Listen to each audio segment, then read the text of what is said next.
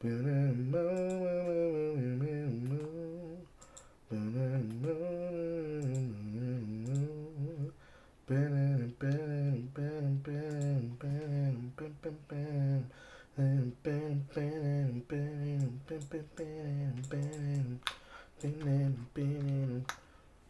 I'm setting up the backends right now.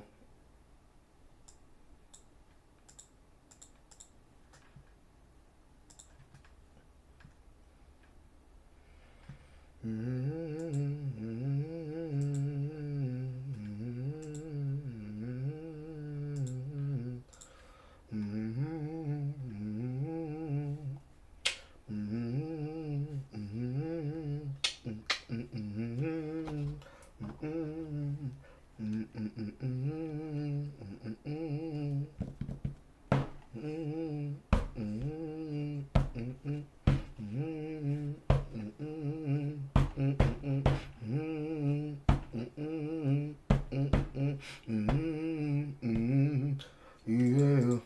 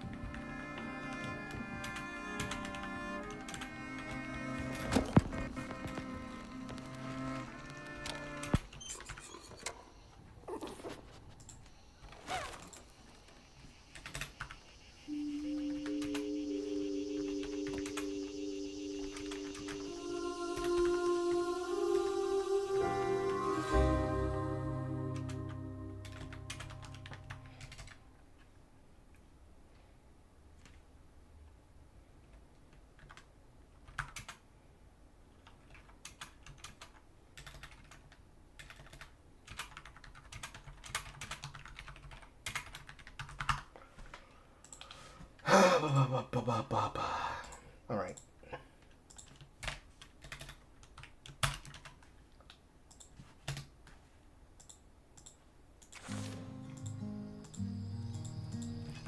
I love that the diegetic music has changed.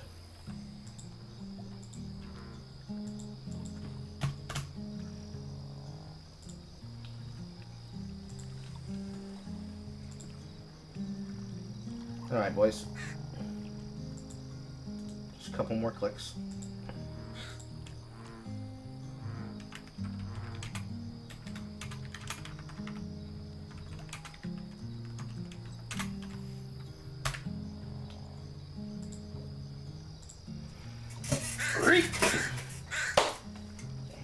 How are we feeling? How are we doing?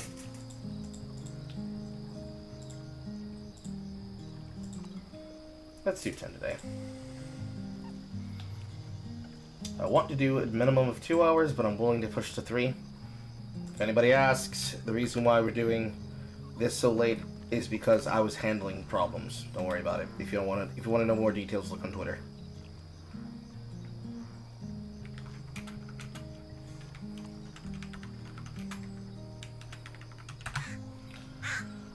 We still have Expedition 33 coming around at the end of the month? Question mark? 1 second.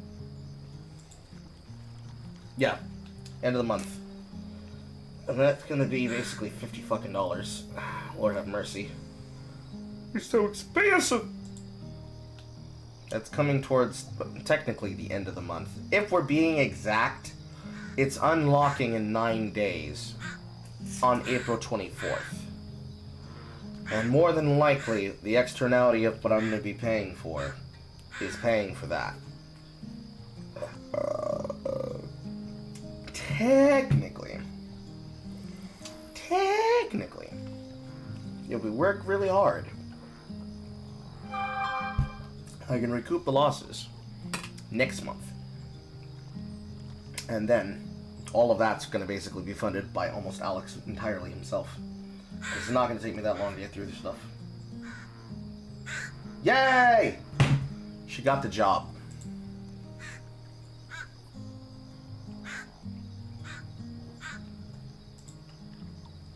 You're here to mock Louisiana because this game makes it worthy of mockery. If you're from Louisiana, get better games. True! True. Based. Why is Botrix not appearing?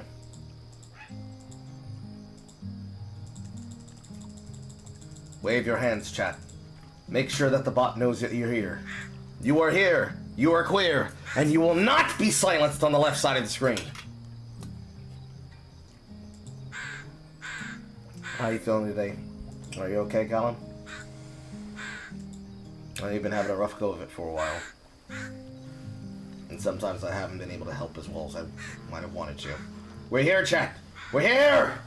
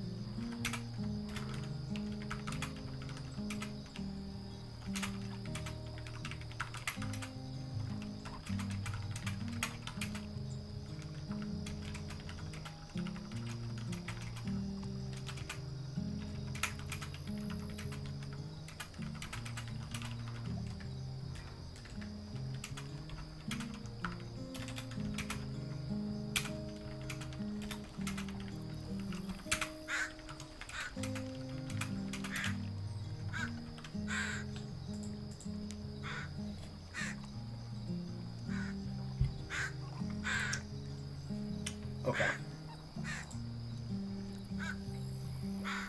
Message redacted, Anquivarius.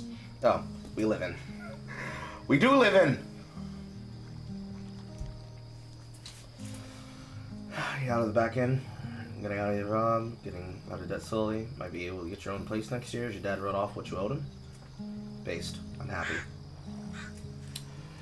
It might be looking good up for Carl recently too, but everything comes down to the externality of a meeting I have later on this week. Right now my mother's out at an allergy test, and then a couple of other things I need to deal with in relation to the thing I just talked about on Twitter. Hi, horror! So, we'll see what happens. I'm not feeling very jovial and jively these days, so, like, I'm trying to keep myself in high spirits. It's really hard. And meanwhile, at the very least, I now have kimchi.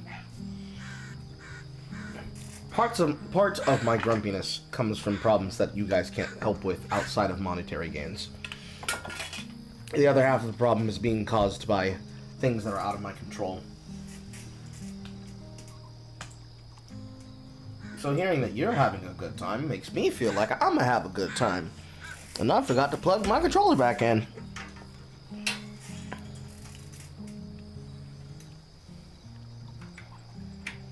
Because movie nights tomorrow. Well, first movie nights tomorrow. There's 2 movie nights now. Also, I don't think we ever finished making a logo for movie nights. I'm going to lean on the community to be the ones that lead that. I don't want to steal from the creatives in our audience. But we've got movie night 1 coming up. in 9 days is Expedition 33. South of Midnight will be done by then. We'll have started on the Ratchet & Clank series, and depending on how fast I can clear those games, I may just be able to afford that plus another game that will be for Community Group Gaming, and then we'll be all joining the Helldivers.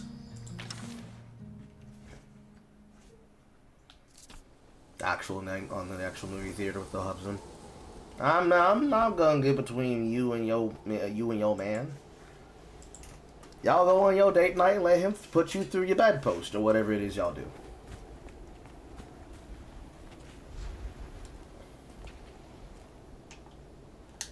As Star calls it, interplace practice. We started at the beginning of Chapter 8. This is feeling even more Rain Man-y now. And I have no money to buy anything. Do you guys know the way to the Witch's Nose? Is that a wind tunnel? Now we're definitely Rain Man-y now. Whoa! Hello? Hello, Compulsion Games. Rayman 2 The Great Escape called. It wants its wind tunnel mechanic from the Fire and Molten Lava Temple back. The fuck? How lazy? You sons of bitches, out of the gate? Out of the gate? We just got here!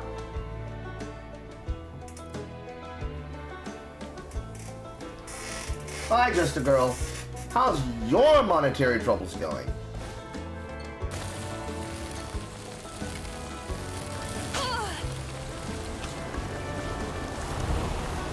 Oh, shit!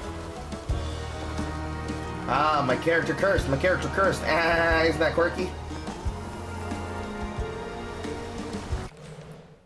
There is no health upgrade in this chapter.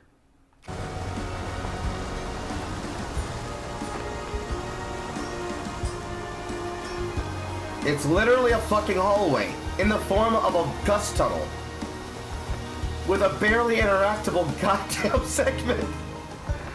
Oh my god. This was literally better done in Rayman. Forget a walking simulator! It's a flying simulator, boys! Ah! Oh, I'm here we are with these rocks again.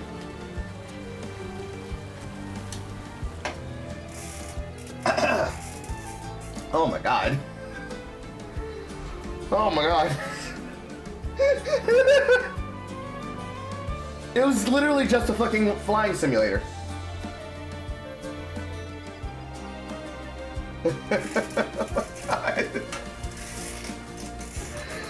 Oh my god. It really is a Rayman clone with Kung Fu racism with added PS2 elements. You find out whether you got the job? Okay. Hopefully everybody gets a good day. Holy shit. I can barely control myself. Okay. Delta 346, we haven't seen signs of Thomas. Found some weird tracks headed toward Witch's Nose. Child's footprints next to something many-footed. Never seen anything like it. I have a bad feeling. This don't feel natural. Many-footed with a stolen kid.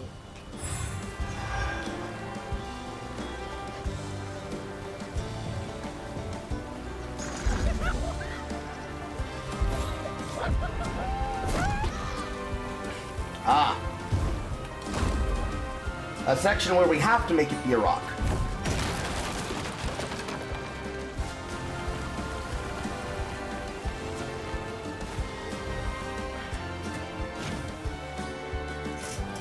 Well, that answers that question that we had last time.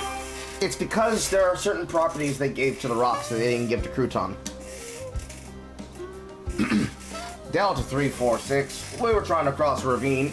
Pawn chain fell, broke his leg and shattered his sat phone. We stayed in the night. Around 2 a.m., I heard something big outside his tent, but didn't pay no mind. Next morning, he yelled for us. His leg was wrapped in that red yarn we found the other day and was almost completely healed. We're getting out of here. This reeks of that old magic grandma Hale used to speak of. Red yarn. That's hugging Molly. Sensei! And to another slide section. And more Rayman flying. I mean, we might as well add fucking Rayman 2, The Great Escape to this goddamn list, and Rayman Revolutions. They're also on the PS2, and it's something that I can also be able to do. I'll do that for free.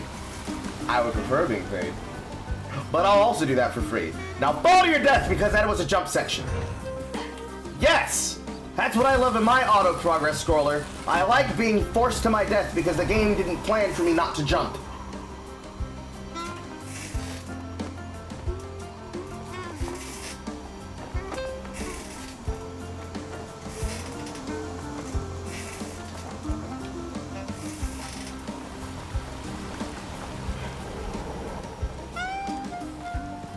Also, I just realized why she has a skirt, or rather a skirt jort instead of a dress. It's because they didn't want to see us. They didn't want us to see up her legs.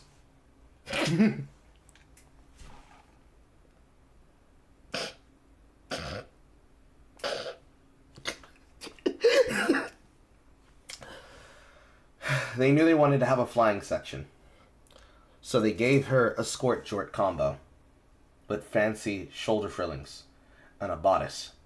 Because they didn't want you to see up her pants.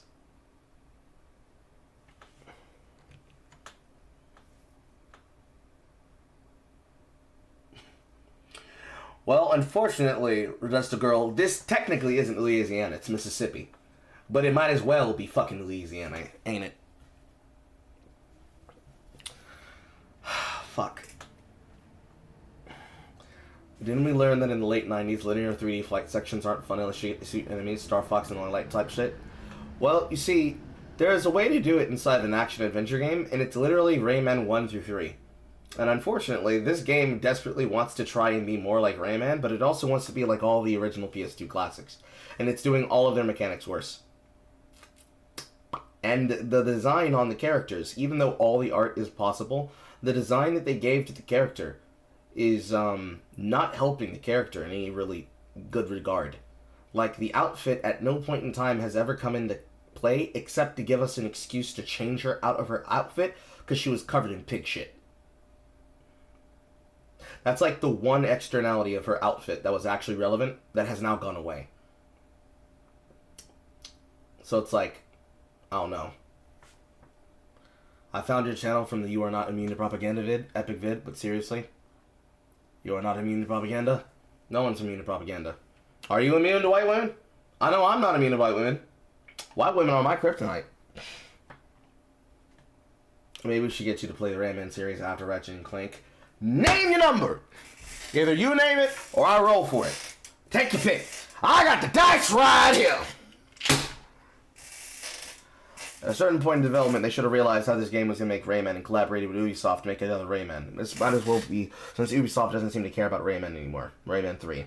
Rayman 3, I think, was on the newer systems. I don't think it released for the PlayStation 2. 1 second.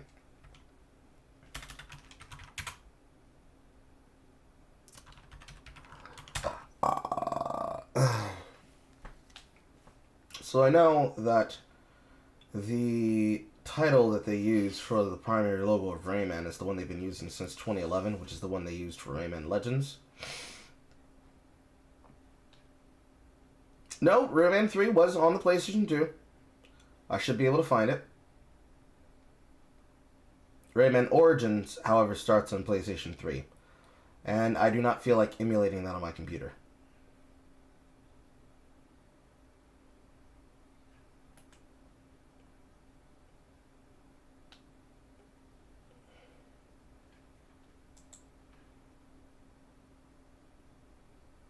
Yeah, this one is the side-scroller.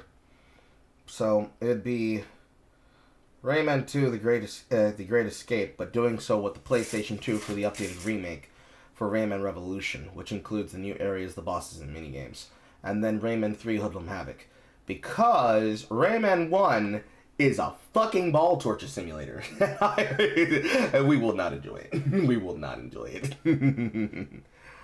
So that'd be 2 games.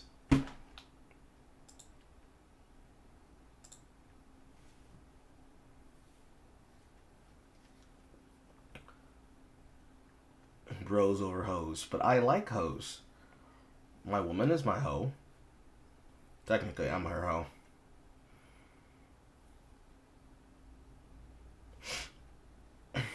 Just as long as you get madder, I'm good. Look, if you want me upset, if you want anyone upset, the fastest way to piss them off is to make them play Rayman 1. You have not known true aggravation until you have played the entirety of the PSX library. And inside of that library, immediately at the top of that list would be Vagrant Story. Then on the second side of that list would be Chrono Cross. On the third of that list would probably be Rayman. And then the fourth of that list would probably be Legend of Legacy of Kain Blood Omen.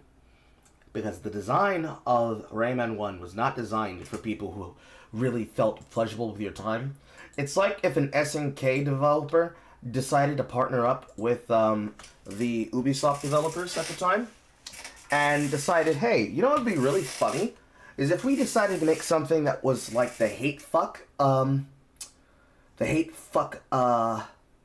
offspring of SNK, Capcom, and Nintendo Hard Designs. And they said, boy, let's get her done.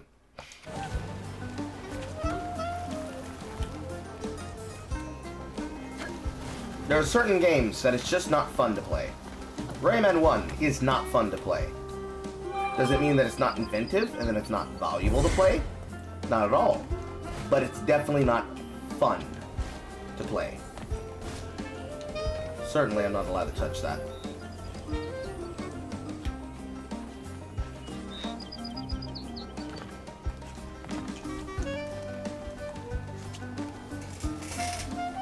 However, we are at least inundated with a soundtrack that feels like it would belong inside of Rayman. So I guess there's that. Small blessings, chat. Small blessings. And back to the Rayman Simulator. Yeah, I can totally get used to this. I would like to be reminded for game developers, this is not game design. You did not design a level. You decided to be lazy and give people bullshit obstacles to justify a very stupid segment that is not memorable or good. This is not gameplay. Alright. I'm not being challenged. Down to earth. I'm playing on the hardest difficulty, and I'm being asked to move my controller to the left, and then to the right, and then back to the left again. Whee!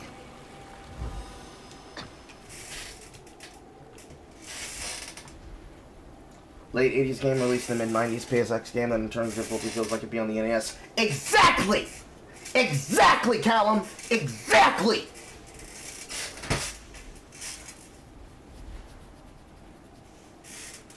See, Rayman 1 by itself isn't just what made me lose my patience.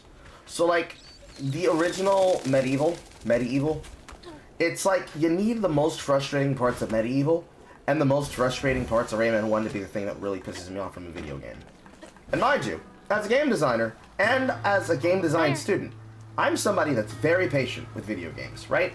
I will be the first one to say, if I make a mistake and the game gave me the feedback that clearly I'm doing something wrong, I can't get upset. I'm at fault. Rayman 1 is a game that tells you you're doing something correctly, and then later on says, actually, Something else. fuck yourself. And completely, it sends you for a shocking swerve. Unfairly such. Baby Dino Boo Boo Bandage. Another baby memory, I guess. Did the budget run low here? They had more than enough money that they could make a creative section. You've got all this backwoods and all this mountain trailing, and you're telling me that a weaver with super magical powers, the best you could do is a flying segment? Not using the fucking weaving hooks like actual mountain climbing hooks, and, you know, swing segments and wall climbing segments? You're telling me that with all the inspiration from shit like fucking Prince of Persia. You couldn't have had a wall latch segment where I got a wall latch here with a weave. I attach the whip, and then I'm doing a walrus section with momentum, and then I attach to another one. And then if you slow down your momentum from side to side, which would be a mechanic to traverse in multiple directions, you could also hold still and climb up that bitch. You're telling me that those couldn't be mechanics that you could use? Because all of those are mechanics from mainstream games that exist right now. And are older than 10 years old. Like, this was not inventive. They did not try. They did not try. Ah! What's Mama got to say about this? I love how casual the woman looking for her mother just is like, I wonder what my mama's ghost has to say about this memory of mine. Instead of being like, Mama, Mama, where you at, Mama? Always bring a first aid kit. Wish I didn't have to. These kids need more than a Band-Aid can fix. Oh, something's gotta change. Jolene said she might know a way. Someone outside the system. Those poor kids. They should have had more than a colorful bandage to comfort them. Mama cares so much.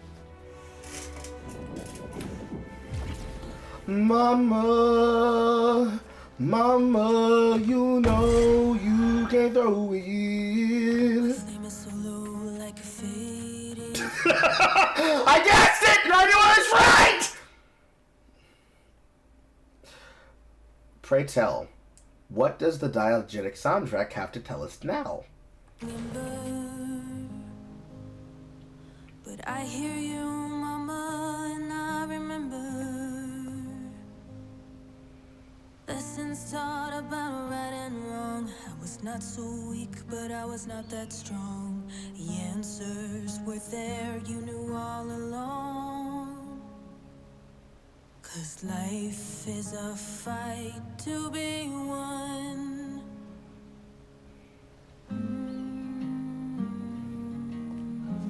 Exhilarating soundtrack.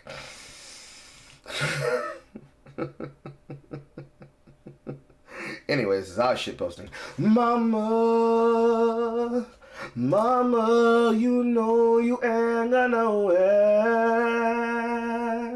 Ooh, I'm telling you, Mama, Mama, Lord, hit it hard.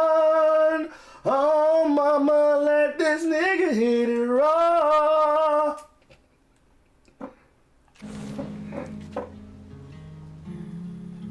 It is some soundtrack songs you hear in a knockoff Disney film. Long since we are gone from the era of the DCOM film from the 90s and the mid-90s, featuring people like Ryan Merriman. No, now instead you get the shitty Disney Channel movie that is painful, like the Zombies franchise has been trying to force for like, I don't know how many times, what are they now, 4 films?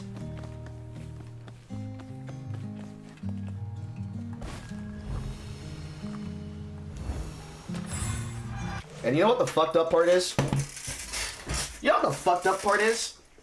I know exactly where they got this guitar riff from. Listen to this shit.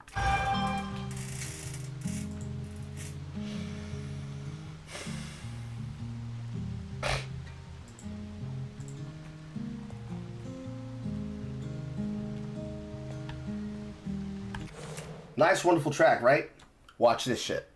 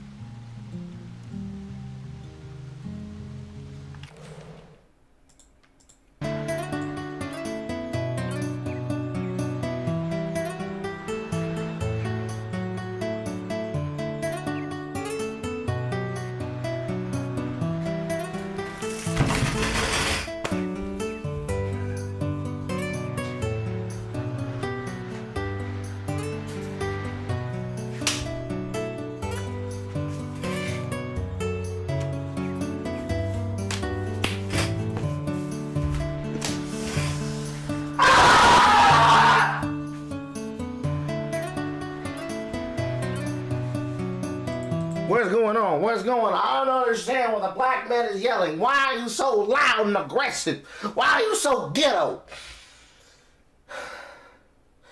If we're gonna steal from the PS2 titles of yesteryear, right? If we're gonna steal concepts from those franchises, we're gonna steal the mechanics, we're gonna rehash their gameplay and do it shittier, we're going to be lazy and take inspiration from them, but never properly apply them. I would prefer that if you're going to just take it from them wholesale, just give me that game in a PC format that I can play with updated HD graphics. Now mind you, Peace in the World is just one title out of the soundtrack of Dark Cloud 2, right? But I want you to lock in here now. I want you to lock in here. Because this isn't the only abnormality that they happen to do with this soundtrack. They do it in other things as well. 1 second.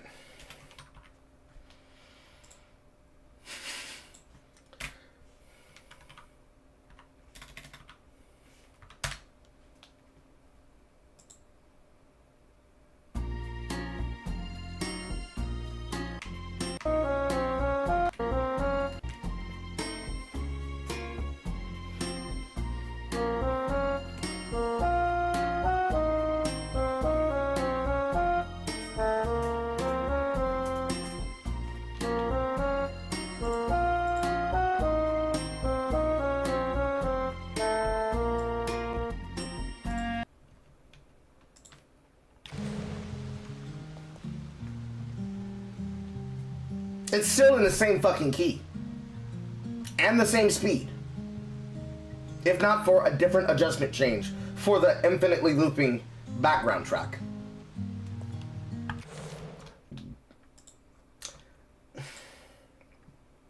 Certainly, you could say there's an element where, well, listen, Carl, it's not that big a deal, right? It should be like all the games you've played in the past, right? That's not a bad thing for the franchise. That's not a bad thing for the title. That's not a bad thing for Compulsion Games. That's just showing that they know their marketplace. But I would argue to you, no. The best part of this game, hands down, is the music and the art. And they're not utilizing the music and the art to any level of effectiveness. So instead of just making shit that's original to yourself, you steal from the time signatures and the chord progressions of the songs from platformed games that are a part of the same marketplace that you're making for the console. The same generation of gameplay that you look down on, to the point that the only way that they could ever get recognition is through Astrobot. Negro! Beat your ass. It's crazy. Anyways, move forward. I just wanted to bring that to everyone's attention. It was very necessary that I do that. For my sanity, it was necessary that I did that. Because I could hear it, and now that you see it, you can't stop seeing it. Because as much as I feel about this video game, I don't feel like I want to do a review for it. If I do, it's just gonna be stream clips and segments that are gonna just recap my opinions, right? Where am I fucking going? I'm going here.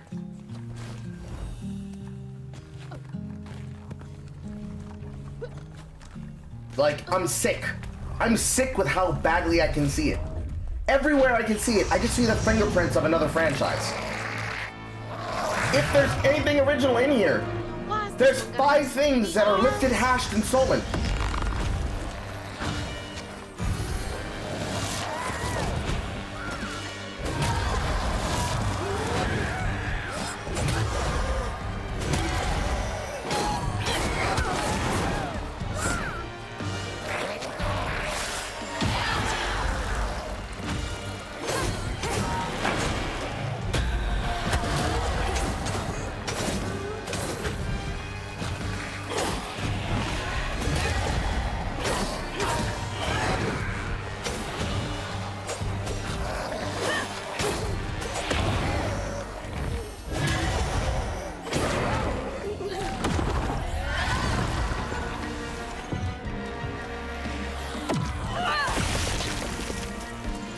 Certainly it's not over. It is not.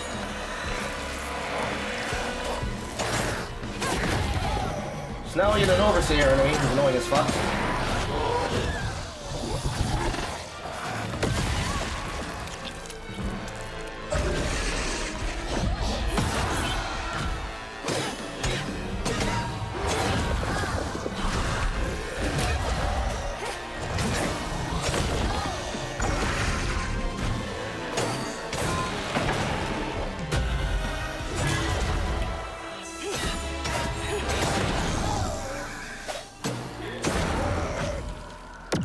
And almost immediately, to fill in that point that I made before about combat, the second that we're actually making use of any of the Tether Strand effects that elongate our ability to deal with them, we now have the ability to just trivialize the combat, to the point where combat is now meaningless again. There was like a good 2.5 chapters where combat was actually meaningful, and now it's back to not being meaningful. We're gonna go and move life. Blah. Blah. Hey man, they are gamers. They know the market. They know the market of trash. The market of trash. And yes, it was awkwardly interrupted with a forced combat section immediately after all of that non-exploration. I mean, this is clearly a in-between chapter, much like Chapter 4 was, but it's like, bro, can you at least try? Could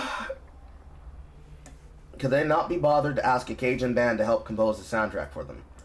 From what I saw, and from the credits that are there, and what I investigated about those credits, it's not that they didn't find people that could do the music authentically.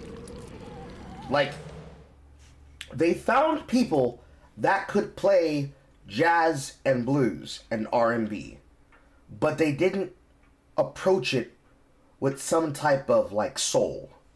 So that is it Illumination franchise. You know that Illumination franchise, Sing and Sing 2? They didn't have any soul like that. Like Tori Kelly and Targan Egerton tearing up a fucking soundtrack alongside all the other actors in the soundtrack.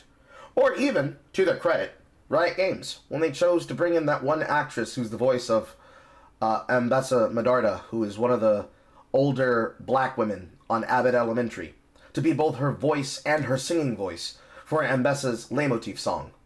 You know the one. Bury me with my demons! That one. There's no soul to the music.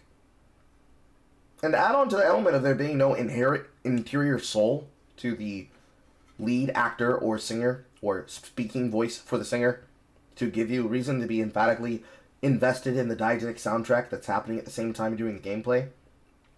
Like, it wants you to constantly be giving opinions and talking about the shit that's happening on the screen instead of you locking the fuck in and absorbing the experience that it's trying to offer to you.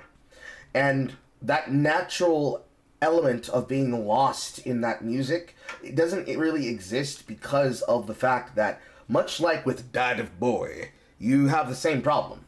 It's an upgrade-alike, where it's more about trying to tell you about the story, but then the game kind of tries to offer you some level of deep, complex gameplay element, but it doesn't really help, because at the end of the day, you're still just mashing buttons, for the most part, until, of course, you have the DLC that just enables you to do that. In the case of Dad of Boy, which is to say, Dad of War, which is to say, the God of War sequels, oh, I'm sorry. The soundtrack is singing to us again, chat! 1 second.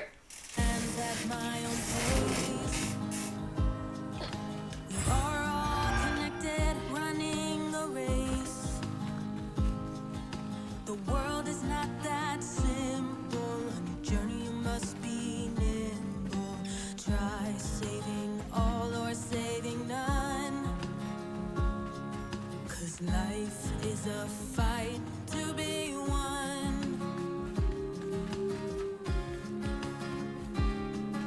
My footsteps, they echo, I'm hearing crows. I follow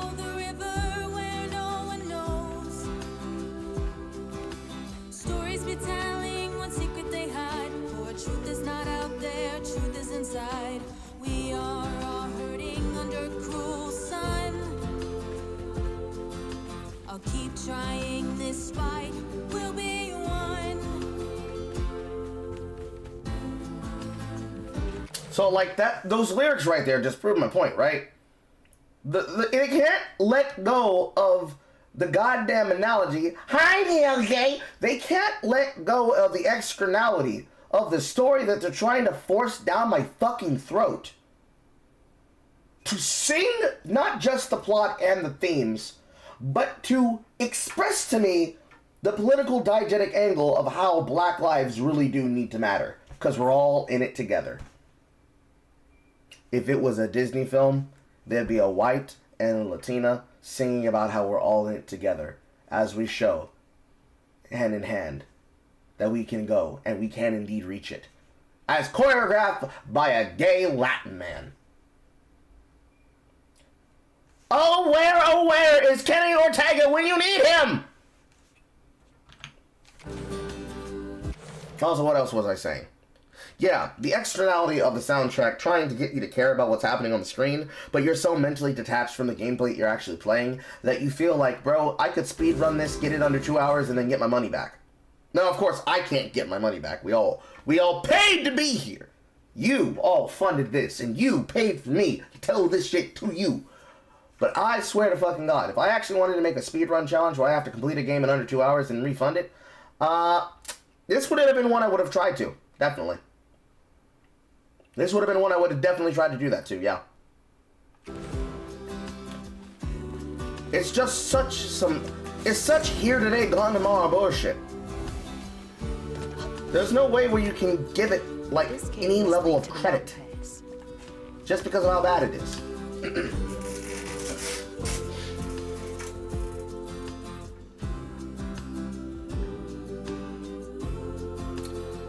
Delta 346, I found a note in kid's handwriting that says, I'm safe and fixed. I don't want to go home, please. It's better here. Sorry about your leg. With a little heart. I don't know what to do. I think we're going to call off the search. That's what my heart's telling me. I hope this is right. Can't believe they just left that kid out here.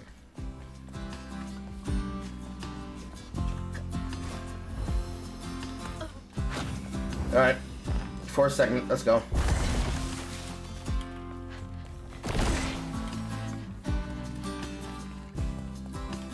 Ain't that pretty?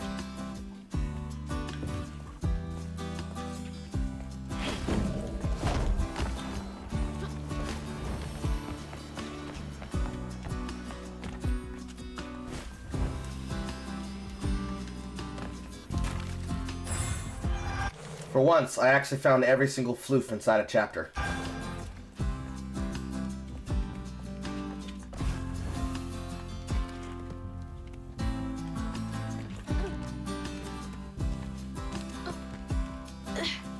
Almost there.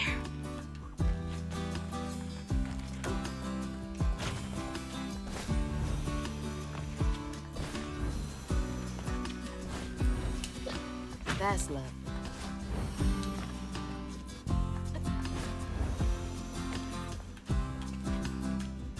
Almanac.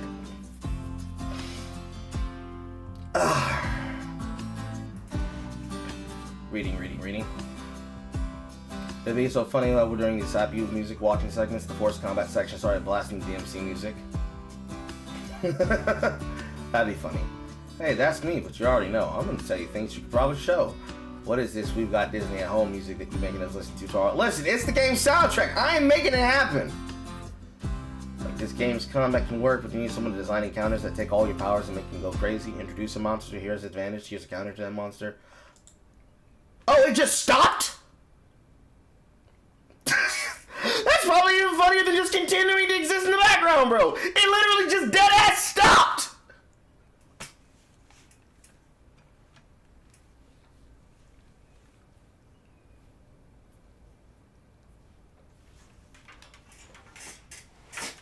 I'm beside myself.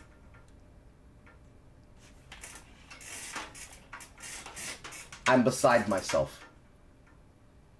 What, was looping extra? Alright, so. Since the game's music just decided to die, allow me to introduce some music that's better for you. Because clearly, that's what we need in our lives, chat. Bring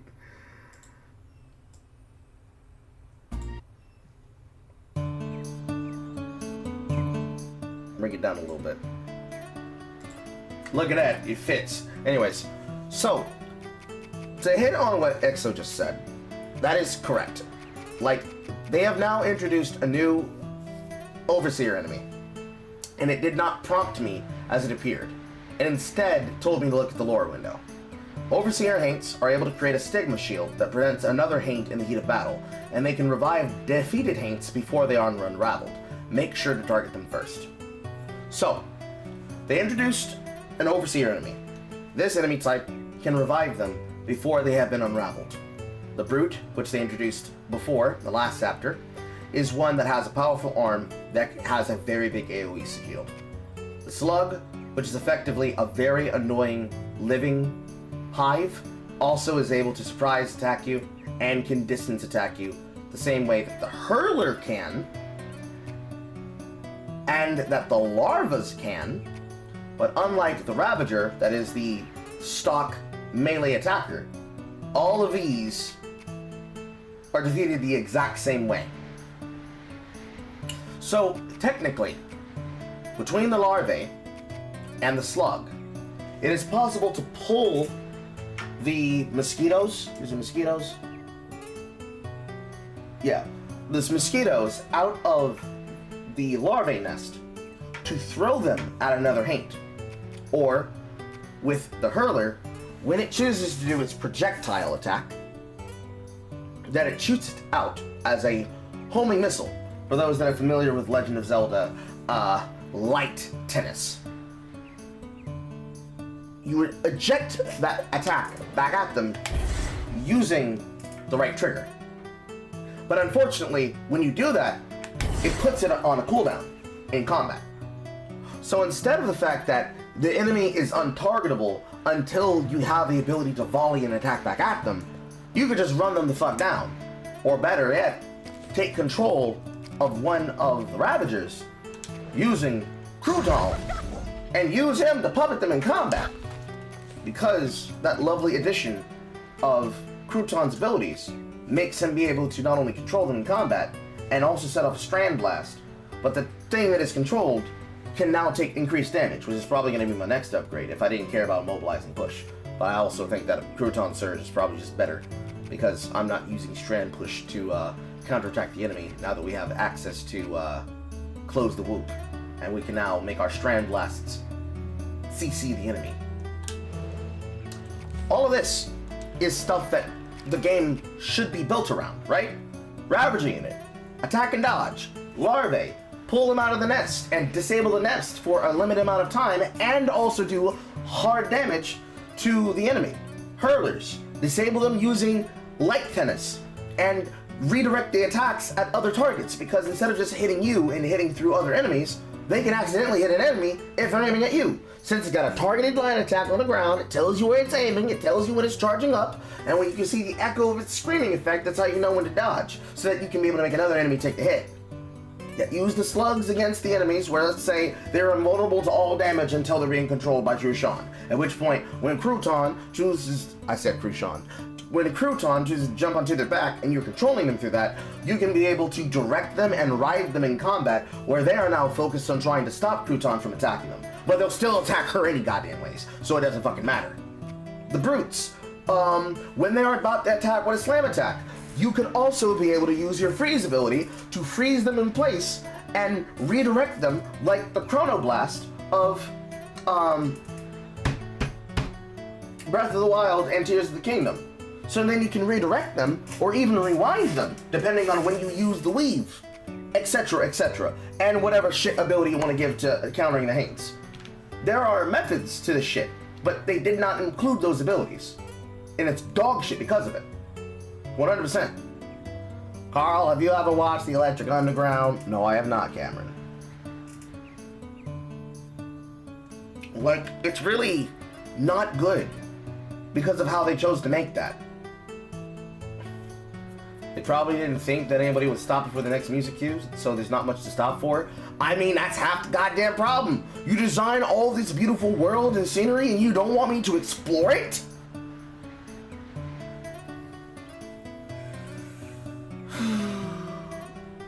At least in a normal video game, the music stopping is a sign you're about to hit a cutscene. Maybe, but at the same time, it's like not. It's like the music shouldn't stop. If you're gonna loop the music like it was at the bottom of the mountain before the second music cue, before it continued with the chorus, just keep the music playing. Why cut it out randomly? Like, the level of interactivity that they want me to have in combat that they do not allow me to have in combat is fucking stupid.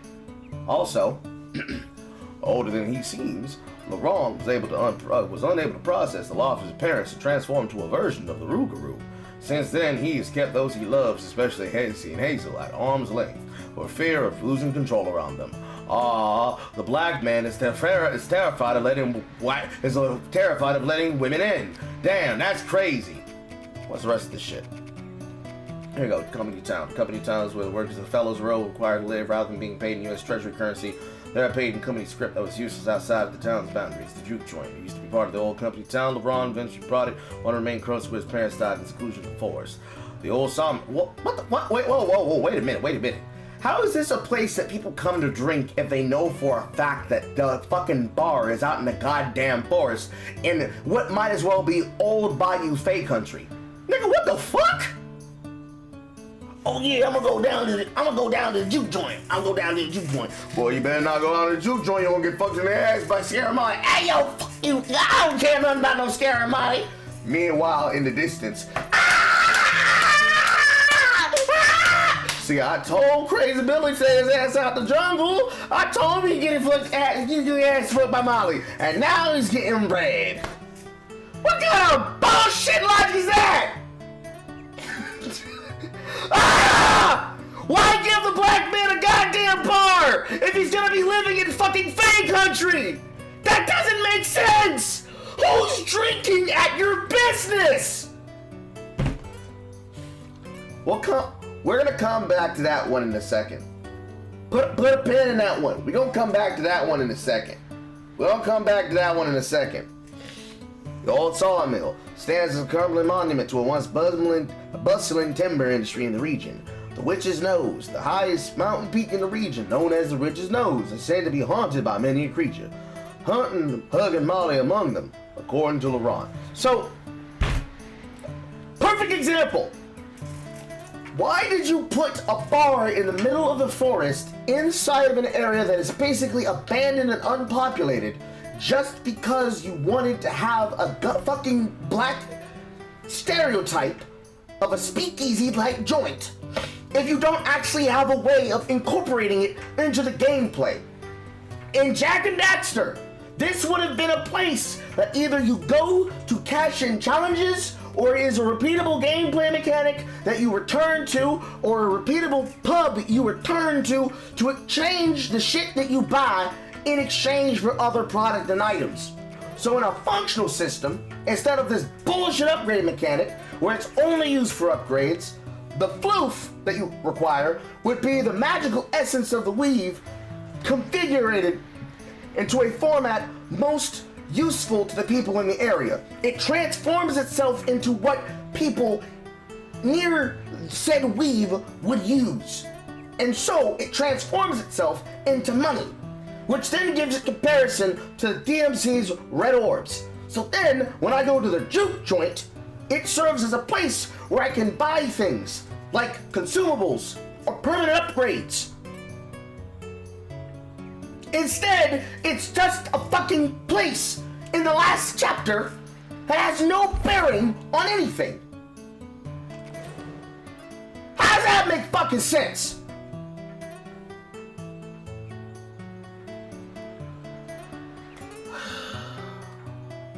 Yes, like Cruise Bar.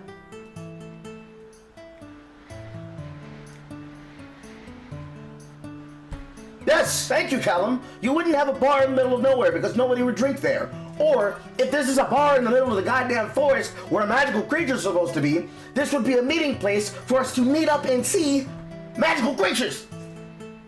And instead of multiple, we only met one. The most obvious played up Luguru. Hinted back in the last chapter when she got her new threads from her grandma. Half-baked ideas is a pretty good running theme for how dog shit everything is. I swear by golly. I'm throwing you to your death. I couldn't even throw him to his death. Somehow! He is inbound on the wall!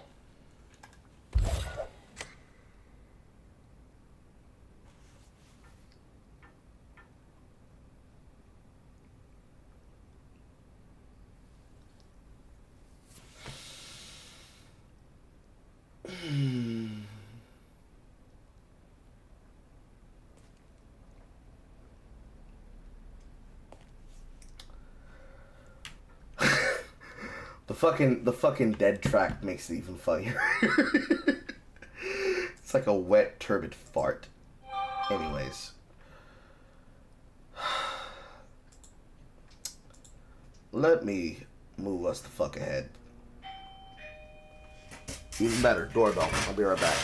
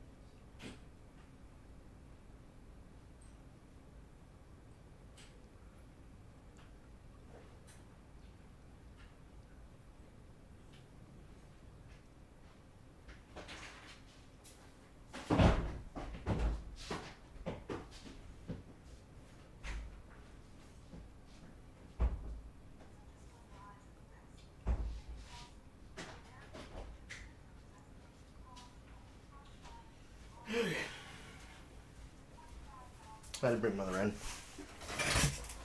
Alright, back to business. I kind of left the fucking music on. You guys enjoyed more Piece of the World, but eventually it would have stopped on loop. And right back the fuck up. 1 second.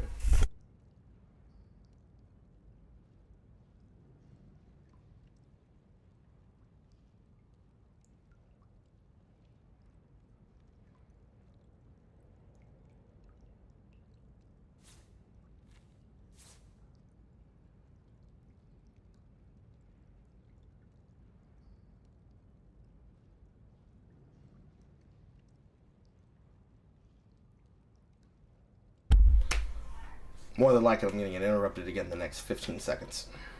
Anyways. Right. Now back to business. I needed to go do something new, Jay. Don't worry. Let me catch up with the chat real quick.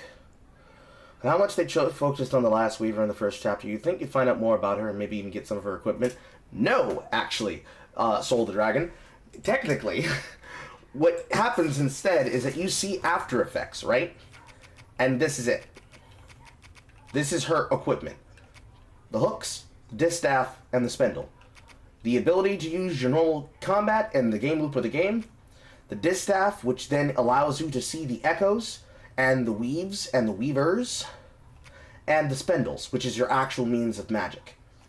The bottle is what then allows you to then experience the pattern gameplay, as we learn in Chapter 1. And then Crouton is the additional helper / childhood toy that brings the whole Cajun Alice in Wonderland aesthetic to a complete hold and standstill. Also, in this collection, notice how it says that there's a cap number of floof and health filaments in the top corner, and yet there's still 4 of them remaining, which means there's at minimum an additional 4 chapters of the gameplay remaining. And out of the collectibles, there's only guaranteed story-based shit. Like, obviously, these are the patterns that we use to heal the magical creatures we come across, which means there's 2 more patterns, meaning there's 2 more guaranteed mythical creatures we're going to come across. And then, lore. All of this, chapter collected lore, some of which I probably missed some, which I did. And then, of course, the storybook chapters. So, there's a total of 14 of them. We're in chapter 8 right now, so there are still 1, 2, 3, 4, 5, 6 chapters remaining. That's what the entirety of the early section was. It was getting us our key-based items. And then nothing. No reason for us to learn about the plot and or about our powers through the magic of it. Just literally, hey, look, slavery. That's it. That was it. She got her equipment, some Piggly Wiggly attire. And yes, making the weaving shit so literal was very much lame. But we know these people cannot do subtleness. Oh look, a squeeze section. So yeah, it was gonna be a guaranteed fucking story section too. Hope this leads outside. Gay. Gay and lame. That's the end of the chapter even. LOL. As close to old Molly's lair as he could. But with her growing power, she soared into a gust of wind. Imagine that. As she got closer to the house on the hill, the hair on her neck stood up. But to find her mom, she'd have to go through the haunted holler.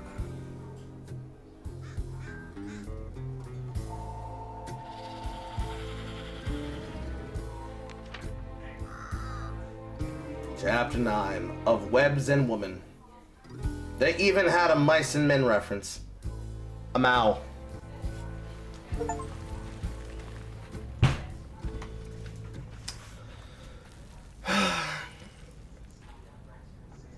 Well, we're playing with the big boys now, boys. 70% of that chapter was indeed linear storytelling. You'd be surprised. Almost all of this is linear. That was accidental.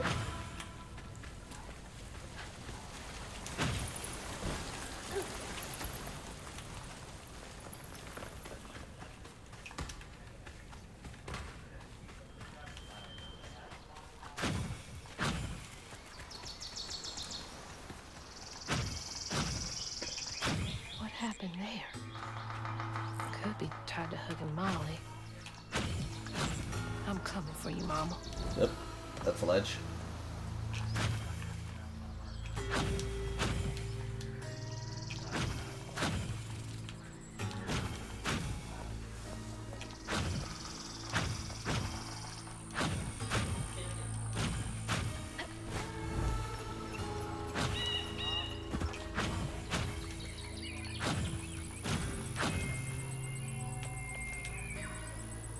Man, that's pretty. Mama would love this view. You know who else would like this view? The player, if you actually made it relevant. Sensei!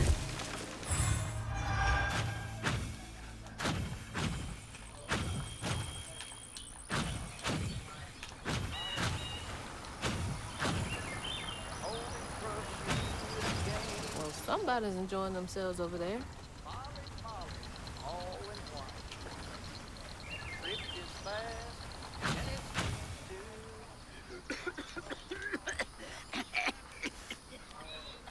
We're about to meet another Cajun white man. Place your bets, chat. Oh, hey. Whoa. Good.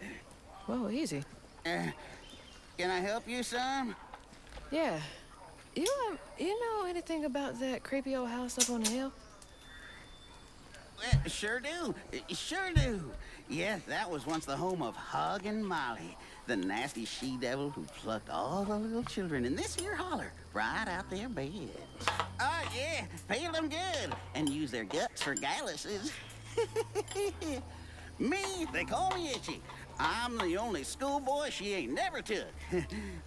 Ain't been easy reaching my golden years out yonder, but this here holler's better than old none. That's a nice story. You mind if I take a look around? Oh, sure don't, sure don't.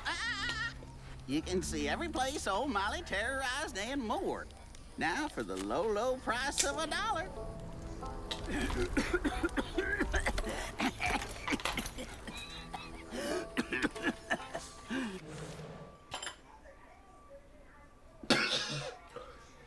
If you listen closely, you can hear the sound of a dump truck backing up in my neighborhood.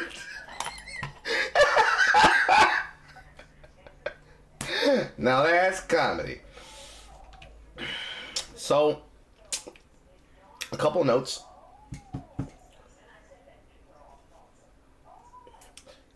He has an oxygen mask, which means he's getting a supply of medical oxygen for his coughing. Why the fuck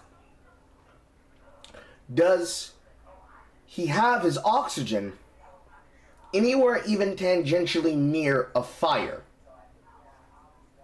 How did he get an oxygen mask all the way out in the fucking boondocks?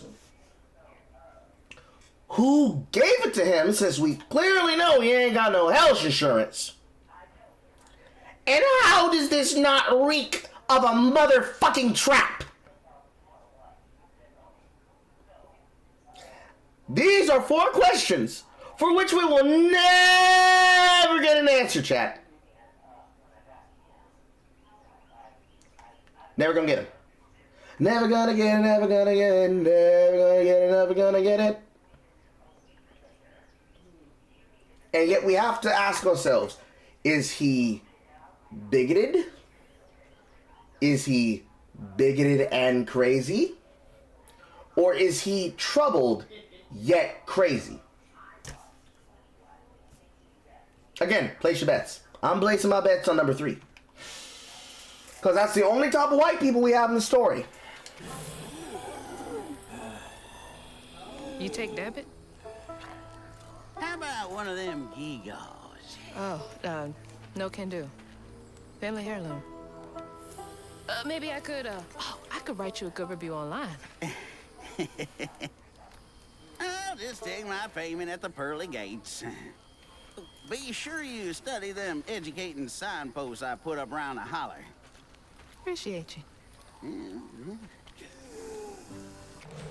So I was wrong. We're going for number 1. Just a troubled. Well, technically I'm half right, half wrong. Let's go a half wrong. I can't always be right. He's just old, weird, and troubled. Yeah.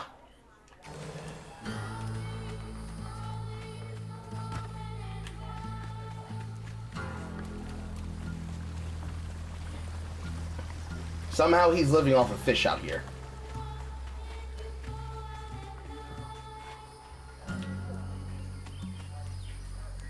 You really should move that butane tank away from that fire.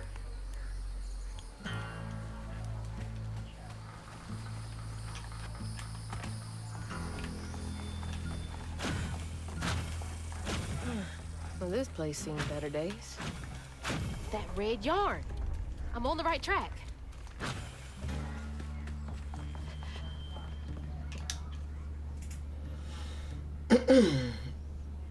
Somehow I've already missed a note.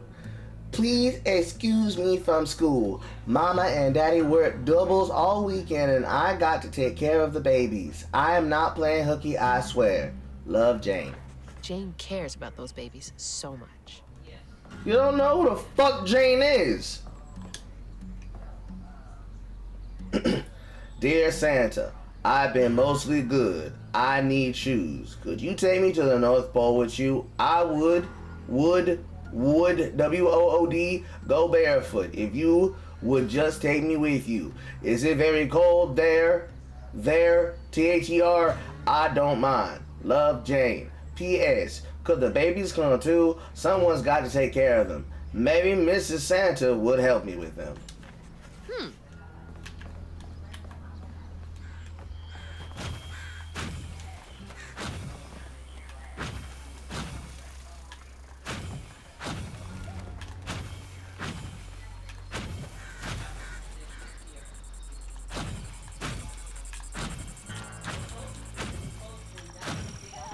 Let's see. How do I get in there?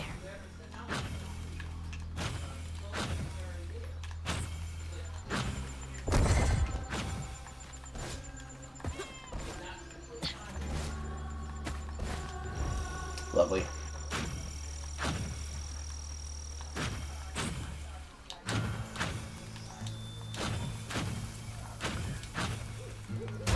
Buy me some electricity.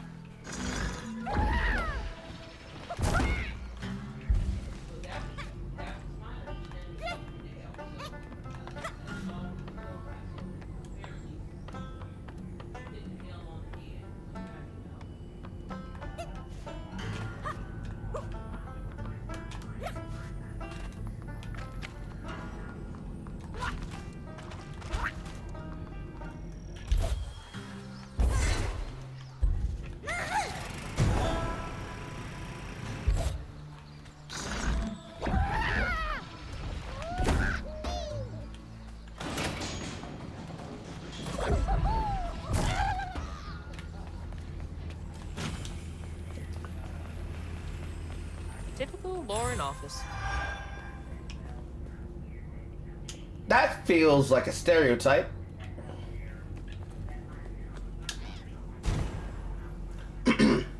Managers. There's mandatory overtime this weekend before the break. No exceptions. If people are unable to bid, they will not receive PTO. I expect to hear numbers by end of day. Reminds me of my job. God, I hate that place.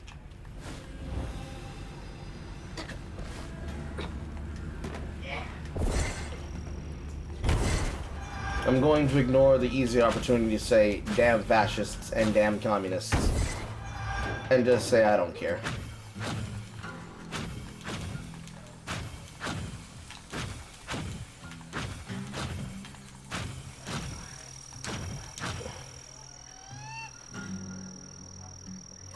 Itchy's Horror Holler Tour. The Child Eater. Hugging Molly. See the world's most terrifying living creature. Okay. Why is there a campaign sign all the way out here? That implies people live here. They clearly don't, since everyone's been abducted.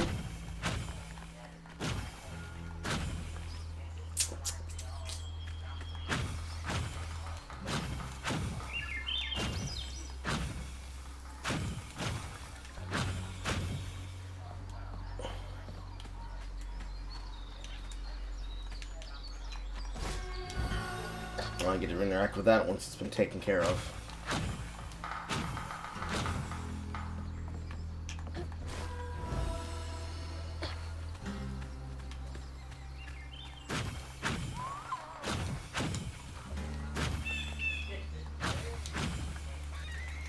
See?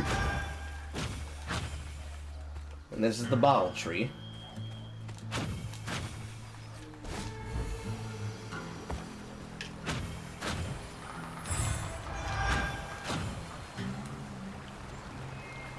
No eyes on the filament. Not yet, anyways. I'm accidentally hitting my right shoulder button too many times. Did he make it by himself? How? This man's existence raised too many questions. Look, we're not supposed to question his existence. We're supposed to be like, old white man, that's scary.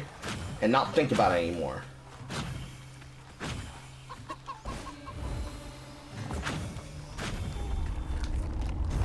Molly looks terrifying.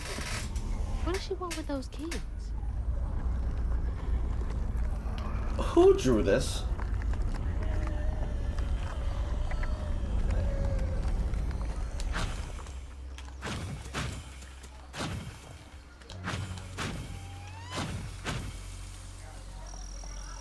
Toxic, contaminated water. Another don't step on snack sign. Another bottle tree, but smaller. Which one is most likely to be the first encounter? Also, more importantly, where's that first note that I couldn't have missed? It's not here. I have to assume that that's water, not liquor. That looks like it's liquor. To which I'd have to ask, if that's liquor, how did you afford liquor?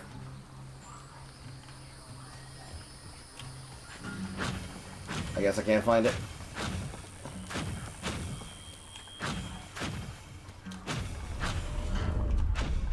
Oh, I'll clean you out.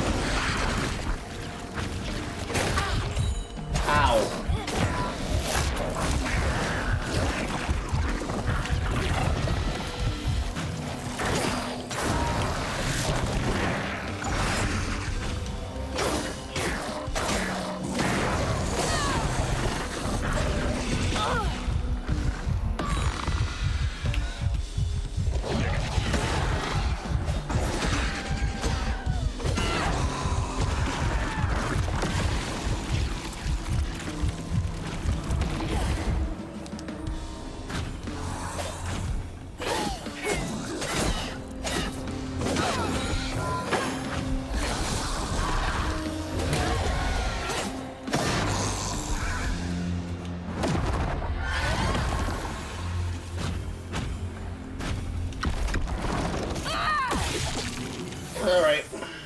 What are we about to learn? One by one, Itchy's school friends changed.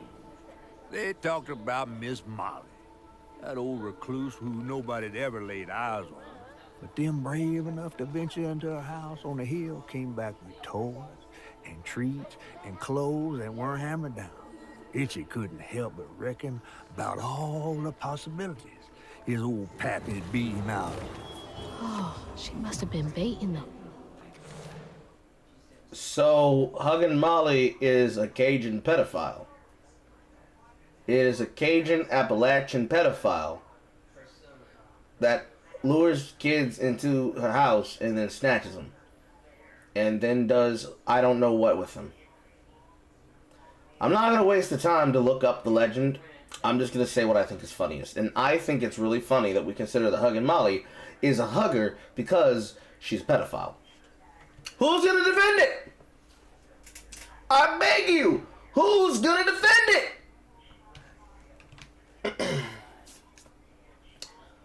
I also agree. The healing finishers be giving back more health based on the size of the enemy that I'm fighting.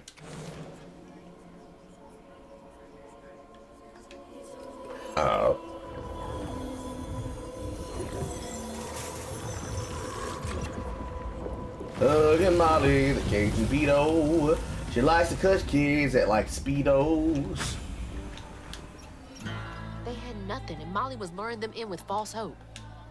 That's just evil. Yeah, because she's a pedophile. Glad you agree, Hazel.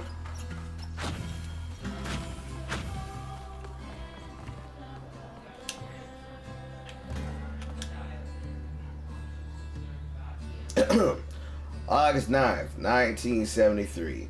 Dear Miss Favors, thank you for a change page letter. We cannot investigate a citizen on suspicion alone.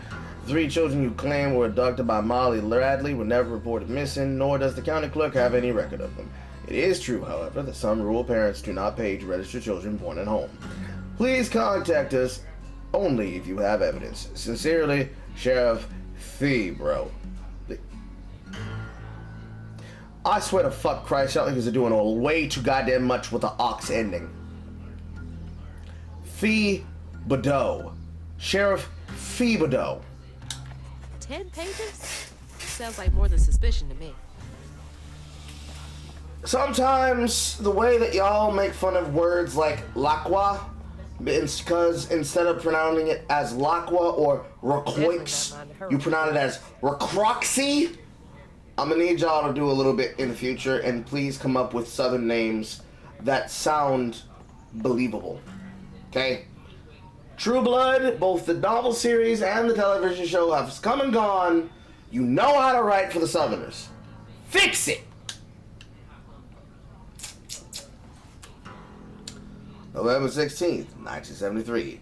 Dear Sheriff Fee-Bedeau, do you believe me now? Every blessed child in the hall has been taken, save one. I told you so. You could have stopped this, but no. You were too busy stuffing your face with donuts. I hope you were proud of yourself. Sincerely, Agnes Davis. Not the type of thing you want to be right about. Oh, I don't know. I think you want to be very right about the fact that your child's been stolen because the person didn't want to listen. Especially look at the nice Southern white woman. The nice Southern white woman is trying to protect all the children. And now look at her. Looks like a nosy housewife, I guess. Why did we just characterize a random white woman's photograph as nosy? What about this makes her nosy other than that fucking hawk nose on the front of her face? Why characterize the character as something negative, like nosy? Oh, I'm so nosy, I care about the children being stolen away in the middle of the night by a mythical creature. Oh, bashin basha basha.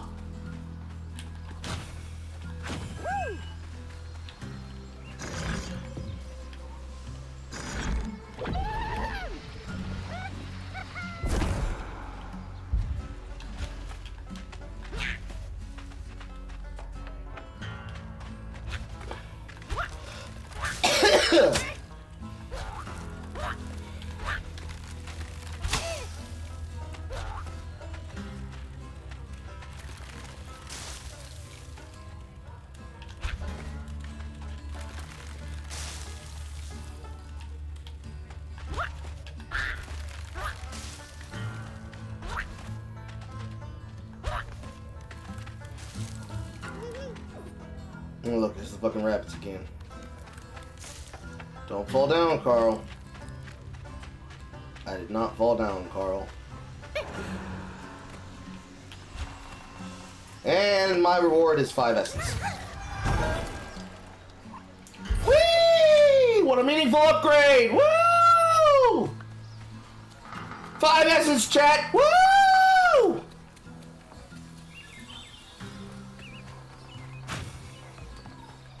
I've not rewarded enough or explored enough to dispel that.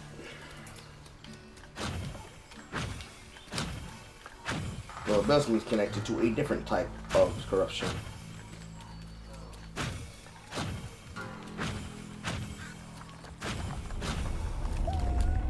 You're not welcome.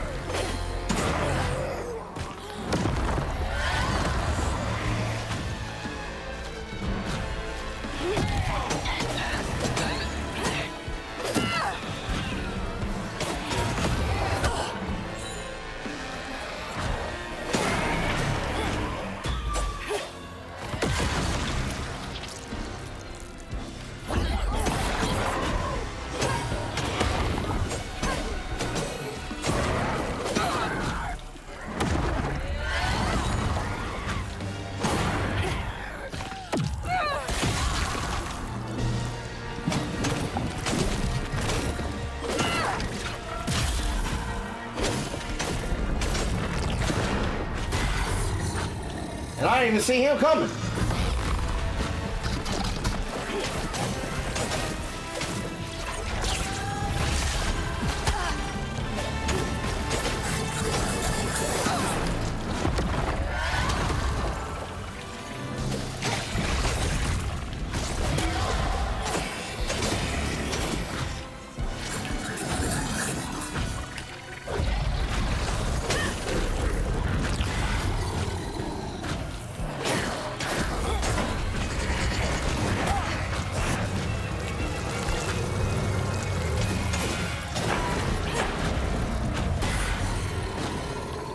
Boy, this is an annoying combination.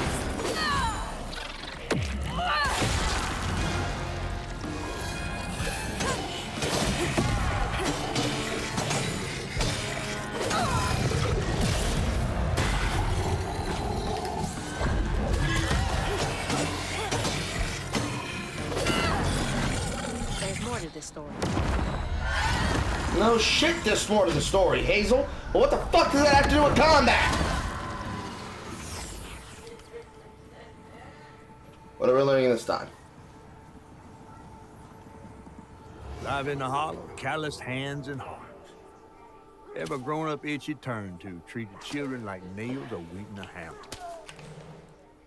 Well, we found the evil white people, chat. It was the parents. His pappy? Well, he did worse. Also, we did it out of order. This is one. The one that we saw before was 2. Come night, Itchy dreamed about peculiar angels who'd enfold his aching body into their soft, heavy wings. That's so heartbreaking. Itchy must have felt so alone.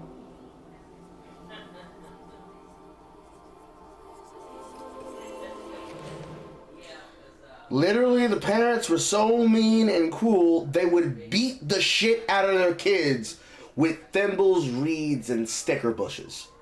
So Hug and Molly, the child pedophile, rescued them from abuse. Are we really about to say that's the story here? Do I only have one combo? Yes, I do. I only have one 5-hit combo and a jump attack. That's it. And an insect dash attack. That is correct. You know, there's evil, then there's stupid evil, then there's comically evil. Why the fuck are they beating the shit out of their kids with fucking sticker bushes and leaves and twigs and branches just because they want to? That doesn't make sense. You'd think the logic would be Hug and Molly confused the pains of the parents, and the parents became weirdly hateful, so the kids would run away to lovely, good old Molly Bordeaux. And Bordeaux sounds funnier. Bordeaux, and Molly Bordeaux would give them cookies and treats and candy and suck the little boys' penises, and then when the kids was right and plump, snatch! Molly would eat them one by one. Then when the parents came to from Molly's spell, they tried to figure out where their kids went. But old Agnes Davis knew what was happening. But nobody else wanted to believe her. And Agnes then finally killed herself in a fit of rage. But see, Agnes was my mama, and my mama said that she would never let another thing happen to me ever again. Ever since my daddy beat my ass black and brewed in branches. And that's why they call me Itchy, cause his skin's still fucking an itch, right there. In fact, if you rub on my back, oh.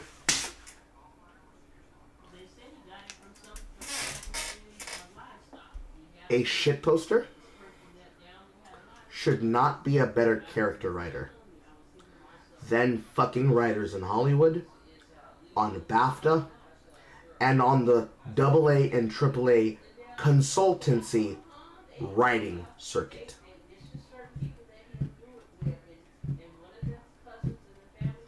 If I am able to shitpost together a better backstory and explanation for your character than you can make in your story, and you are making people comically evil in your story, you have failed to do your job. One to the chat. One to the chat if Big True. Two if I'm lying on my ass.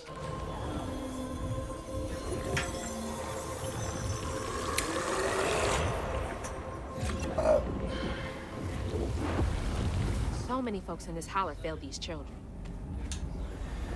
I can't believe no one helped him. The haunted children are back.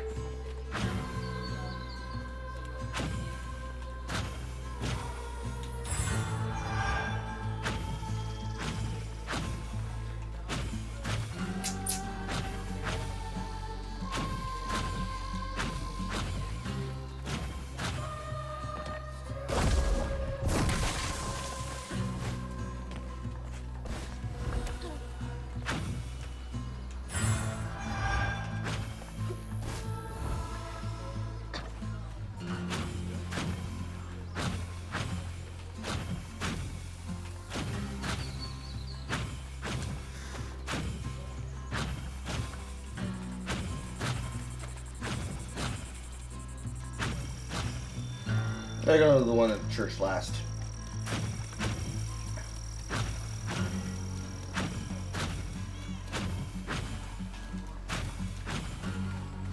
More importantly, I can afford an upgrade. I said I was going to do crouton.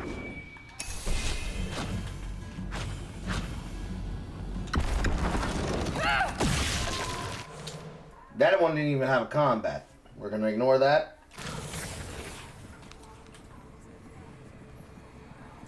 Everyone called it an accident, but Itchy's eyes hung on a red yarn wrapped around the body. The morning prior, he'd swung by the house on the hill, but hadn't found a soul. Strings of red had led him to a crackling fire, where he'd spilled his secrets, even those about his pappy. Today, the summer heat roasted his pappy on the concrete. Red yarn. Just like the trailer.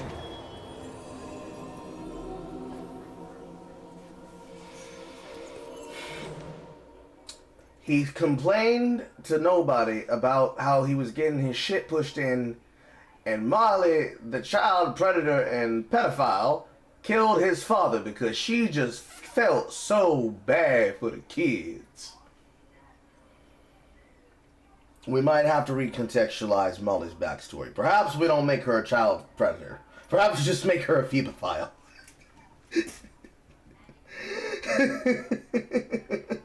Perhaps we just make her an ephebophile.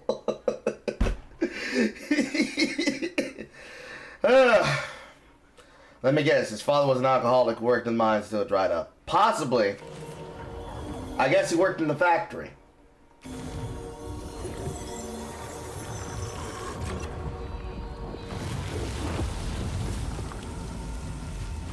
Because apparently this is a turpentine factory. Because that 100% did say turpentine on the title. I can't believe Molly killed Itchy's dad. You can't believe that Molly killed his dad, even though Molly also kidnapped the kids and also possibly drove the people insane? Never mind, that doesn't say turpentine, it says pure pine.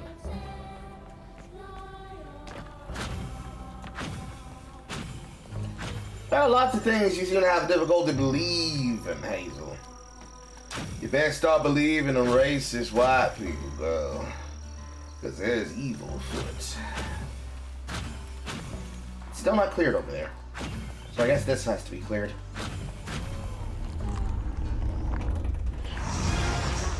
And that must be, yeah, that's the church.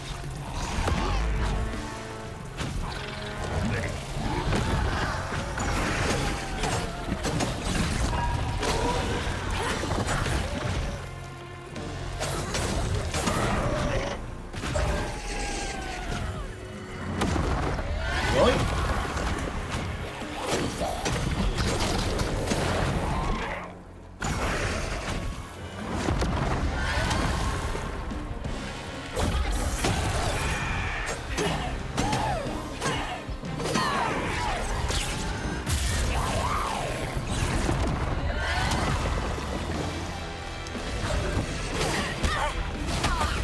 Ow.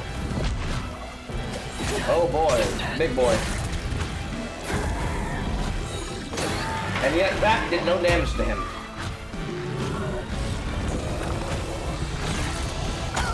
Ow.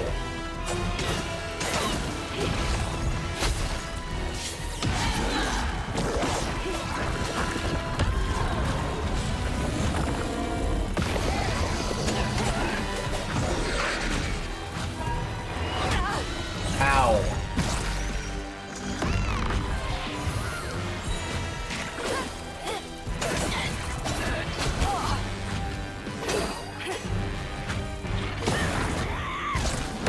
I love getting hit for nothing.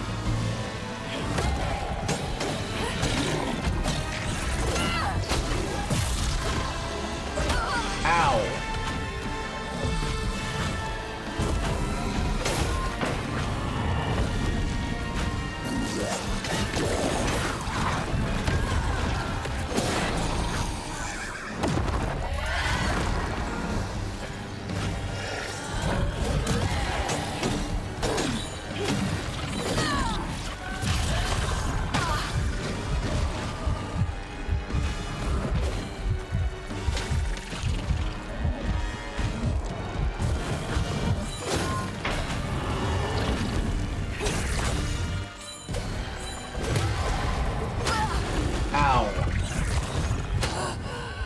Oh, that's lovely. I love when I die because of bad fucking combat controls and bad camera. Whee! Let's do it again!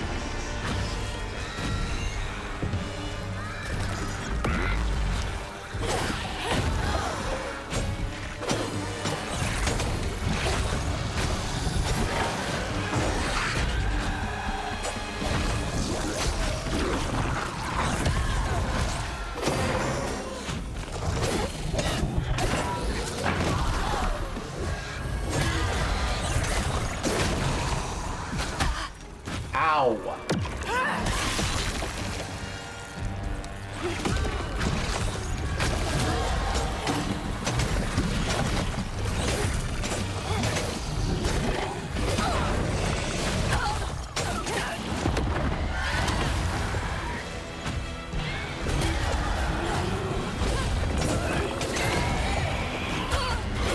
Ow. More ow.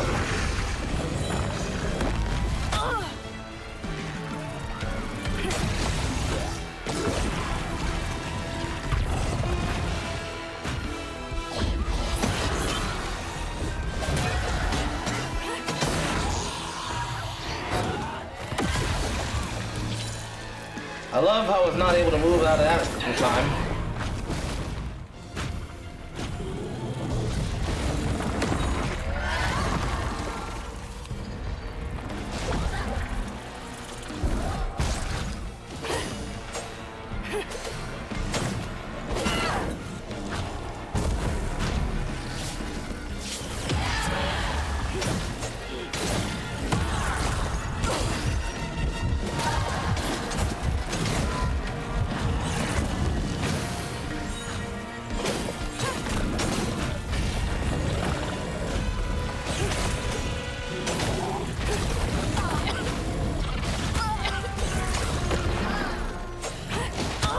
Ow.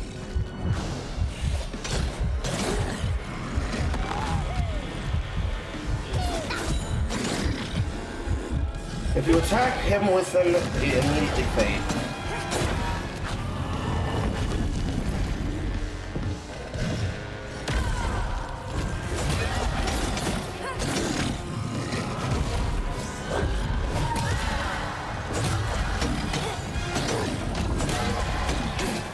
The amount of healing you get off of that is negligible.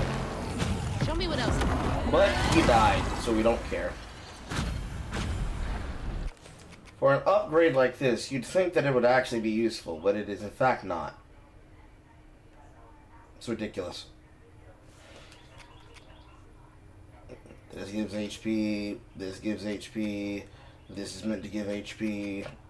Oh, that's another one. Rending Step, that's the hit. Air attack, and then aerial rend. It's not that one, the other one. Jump attack, charge attack. What is amplified rend?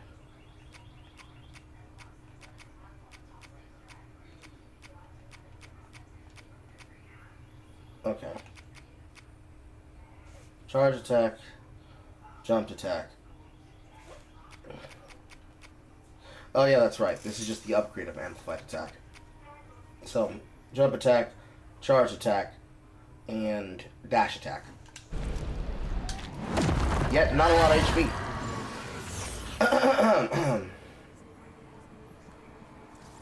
Anyways. I guess Hagamali is a creature who are forced good turned evil. Probably. I feel like they made combat secondary to the rather lackluster story writing. Well, yeah, more or less, Alex. You mean that they were making a walking sim and Microsoft told them to make a game? Yeah, I can see that. Something that I think stinks about combat is that when the enemies just go invincible, you have to wait for them to do their attack before you continue attacking them. It kills the flow. Yes, it does, because the combat system was not designed to be able to allow you to redirect your combat attacks and lock onto another target, and noticeably be able to fight back well against what the enemy's going to do to you. You're at the victim. You're a victim of what the game decides to have happen to you. You don't get to control the flow of combat and interrupt the combat. You have to be a victim of the combat. So, for any of the people who were there when I gave that explanation about attack time inside of Monster Hunter Wilds, if I still have that presentation, where is it? Give me a second.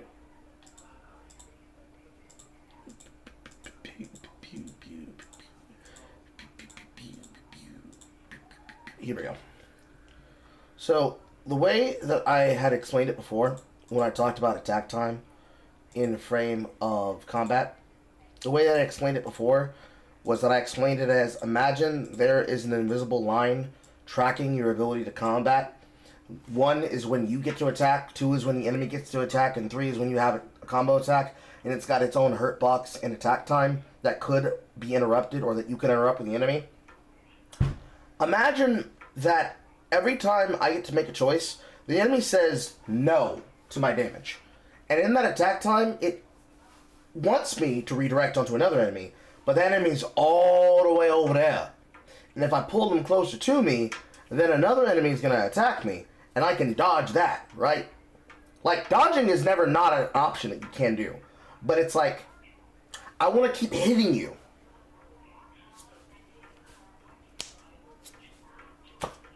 Like, in a game where the enemy tries to attack me with an opening and I dodge it, whether successfully or perfectly, that should give me an opportunity to immediately break through your defenses and then continue my assault. That does not happen here. So, you're at the mercy of the game deciding when you're allowed to fight. It's very game. Gone, it was only natural Itchy would do what he'd been raised to do. He blamed himself. If only he hadn't spilled his guts to Miss Molly, maybe the man who hurt him could have found something to love him. He sought some divine absolution for his guilt, but someone else would listen. Itchy shouldn't have had to bear that guilt. It ain't his fault. Oh no, if only the child allowed himself to be abused and didn't complain to somebody else about how his mama and papa were abusing and neglecting him, then Molly wouldn't have abducted all the kids in town. Oh, harump, harump, harump. Fuck out of here.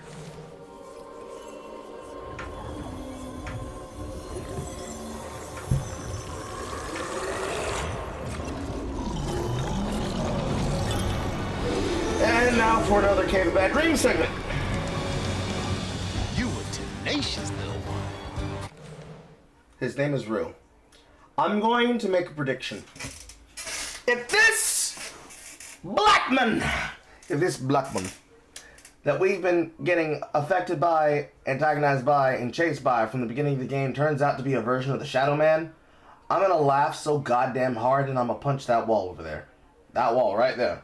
Right there. Off to the camera left. I'm gonna punch it really hard. This is my only option. I had to find her.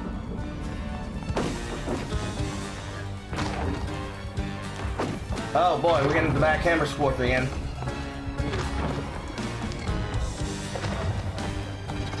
Oh boy, a flying segment. Whee! We can be even lazier with the goddamn chase design. Oh boy, oh boy, oh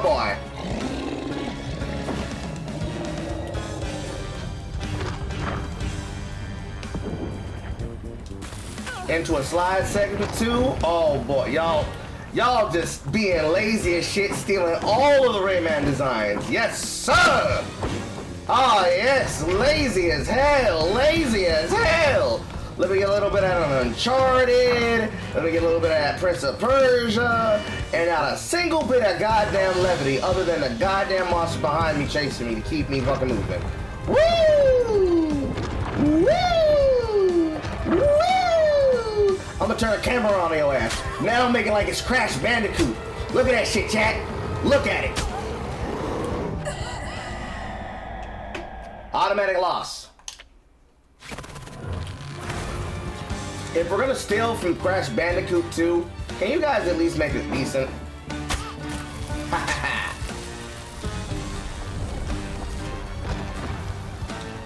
So completely boring! Please, stop forcing me to go through these chase segments.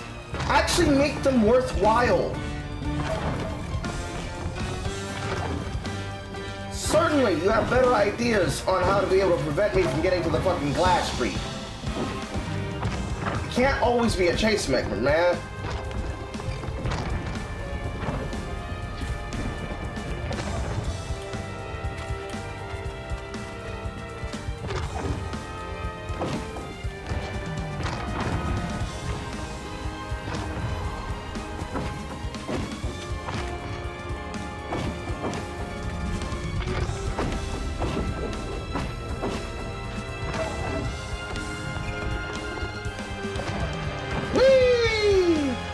Skip a whole wall segment.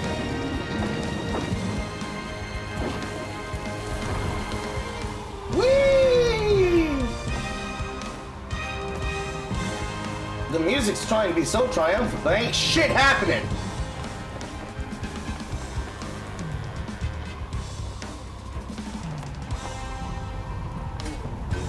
To be quite serious, I'm almost quite certain this is the exact same wind whispering effect that it has in Rayman. 1 second as I potentially make myself upset.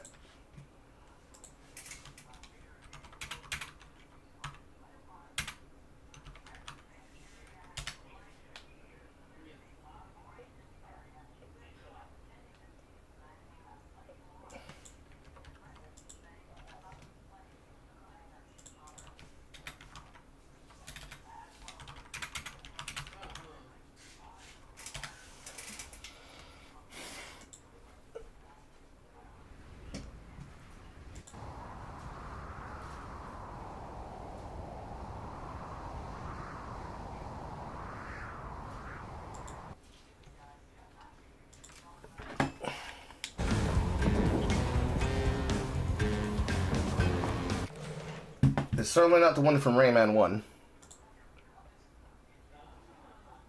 I can't tell. Let's just assume that it is. Because technically, to take the time to find out what a sun resource would take me a while, and I don't care like doing it. I do not care for doing it. Let's just assume that it is.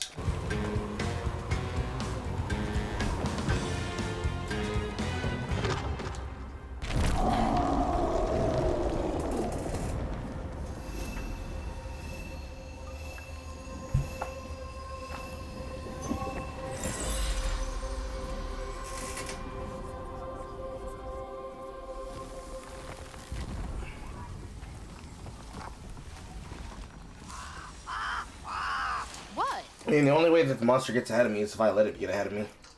Oh, Lord. Itchy?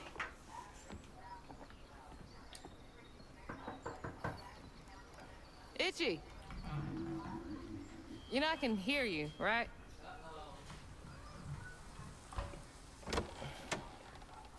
Well, it's a right relief the tragical tale of Hug and Molly didn't scare the skin off your bones. Oh, no. I love the tour. Just one question. Why didn't she take you? Well, when old Molly came around and attacked my daddy, I put up the fight of my life and done won it too. It's just... I read once on this website. Didn't she kill your dad? Everyone who comes here watches them damn true crime Okay, podcasts. wait. I came all this way to hear your story. You came this way to rescue your mama, so now we're lying to a crazy white man who's clearly troubled. This is definitely an honorable thing that a protagonist would do. Mm-hmm. Good job, Weaver. The real story, Itchy.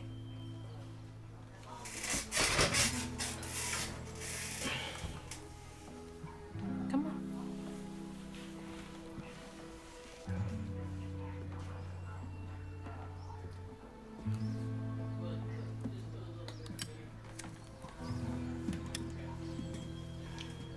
He has bad asthma, but he smokes. Certainly, that's not just that's not contrivance. That's just stupid. And the sorry Suggins who lived in this here holler made them mountain peaks feel as snug as teeth on a bear trap. Something I come to realize about my school friends, they wanted to be took. Even by the devil's conjures.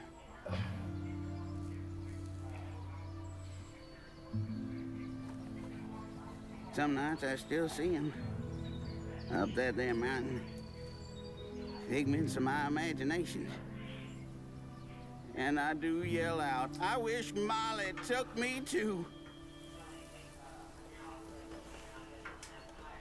Could have if I chose, but I didn't neighbor much with courage. So he's a white Cajun coward who wanted to get snatched up by Molly, but couldn't do it because he's a pussy. Damn, that's crazy. How does that make him a villain, though?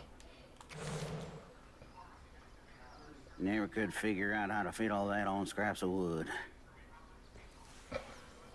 Itchy. You're just a kid.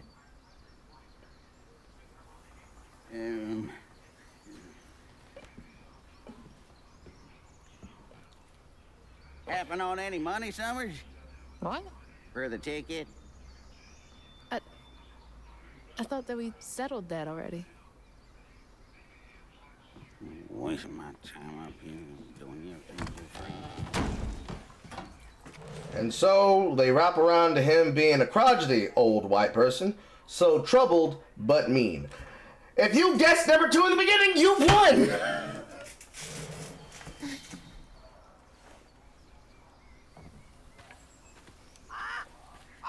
Yeah.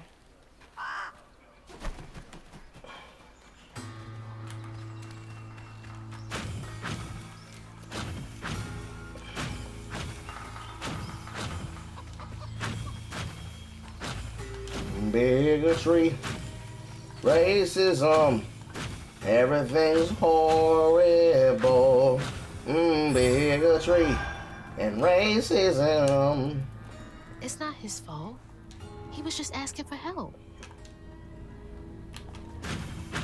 Alright, let's see if we can find the goddamn health filament. It's not likely, though.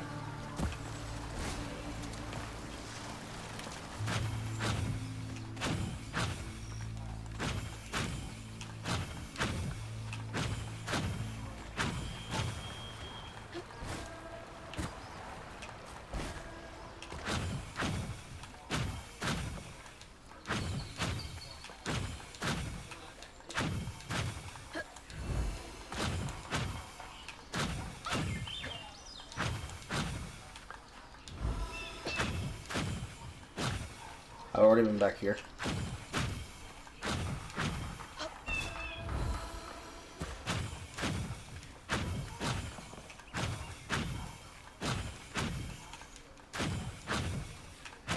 Why is this still here?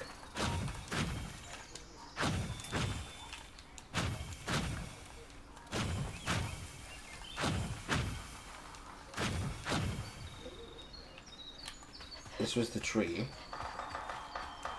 But what about the segment that had the fucking forest in front of it that I couldn't explore?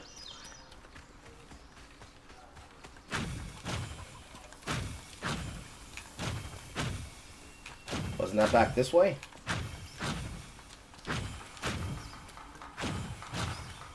Or am I crazy and that was this side?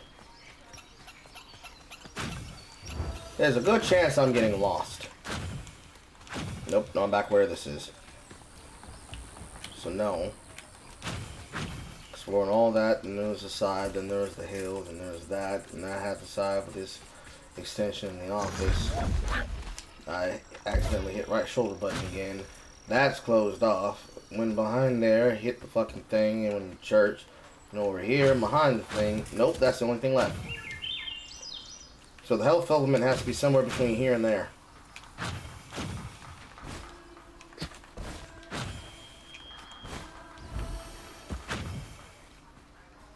Because there was an interactable right here, and it didn't let me interact with it.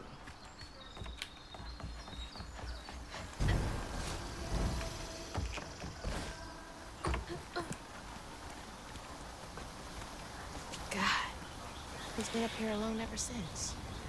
Blaming himself. So if he's been up here alone, when did he get time to go into town? That was an accident. Where did he get time to go into town to get fucking oxygen?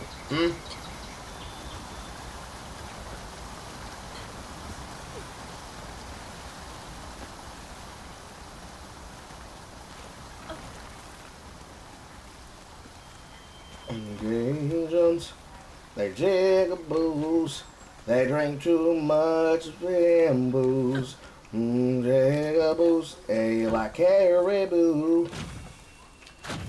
They use too much racism too. And another forced combat section. Got no time to play. Ain't got no time to play.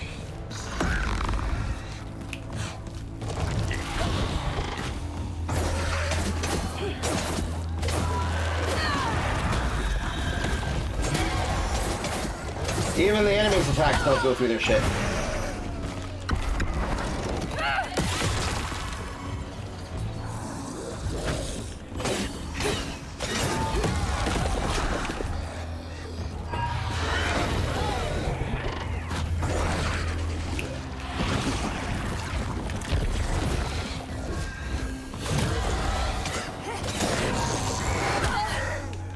Ow.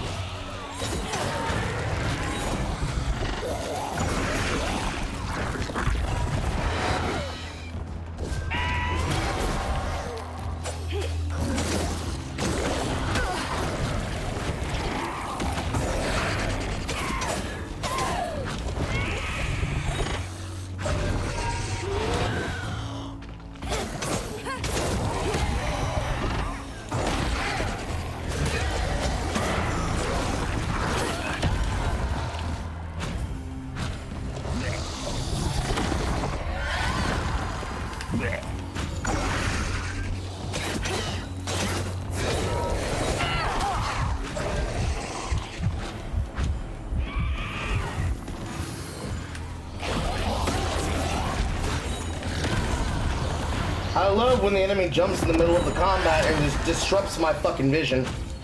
That's so cool. That's something that definitely should have been programmed into the game.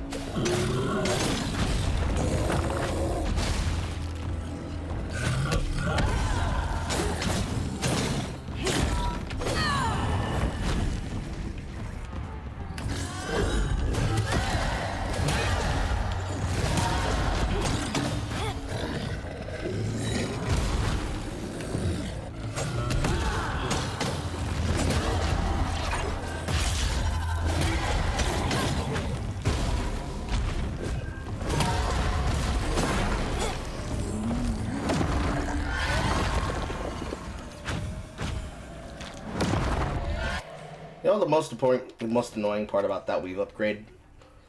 The rending step, the jumping step, the amplified attack and rend, and the aerial rend do not feel good comboing into each other.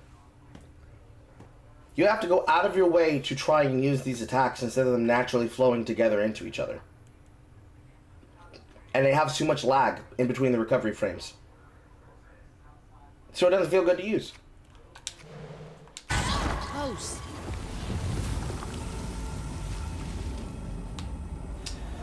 Is there a single white man in this story that's portrayed positively, even her dad? Yes! There is exactly one.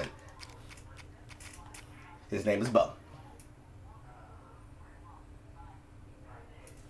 One. There is one 100% didn't do nothing. Literally didn't do anything wrong white person in this story. With the exception of her father, whose greatest sin was loving the chocolate.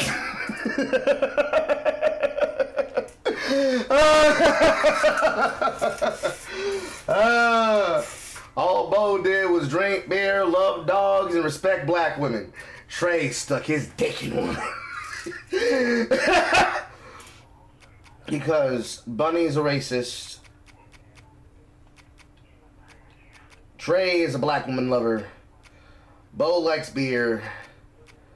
Rhubarb literally fucking murdered his brother by putting him in a tree. Jolene indirectly and directly killed her father by making Two-Toe Tom eat him. And Itchy basically is a self-neglective, old batshit crazy case. Yeah.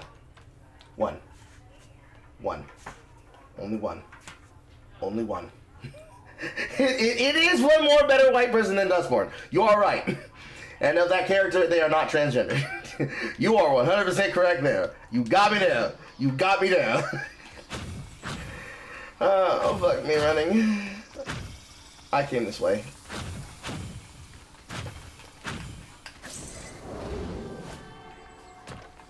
Is this a shortcut? It is a shortcut.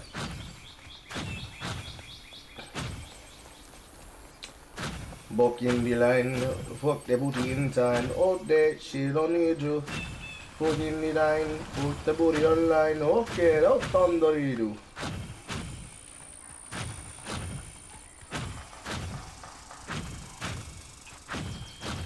I came from here, didn't I?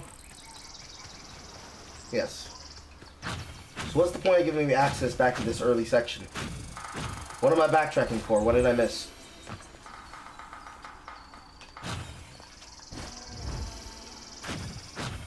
Certainly, it's not just for fun. There's a reason why they give me the ability to backtrack here.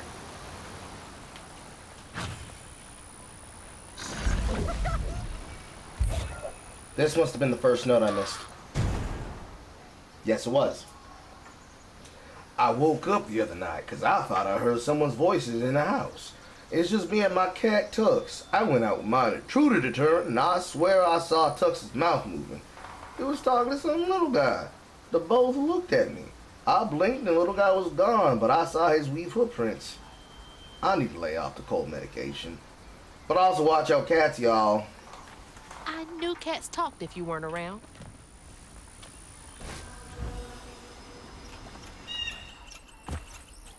She should have broke her fucking ankle.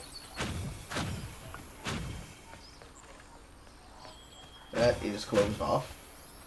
This was the interactable. What am I missing that requires me to come back here to this section?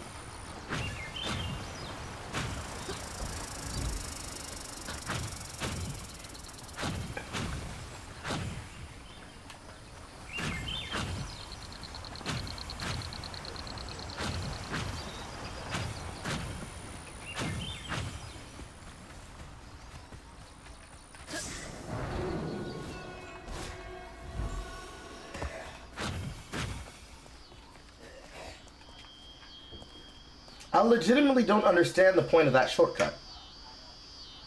I legitimately do not understand the point of this shortcut. How much would it cost you to get to play Dustborn again? You could not pay me enough. And you cannot clone Star enough. You cannot make enough white women to get me to play Dustborn again. Because it has no replayability value. This has gotta be it. Zero. It has zero replayability. I feel like if I clear this tangle, I'm going to be forced to not explore anymore. So clearly, I must have missed the health filament somewhere.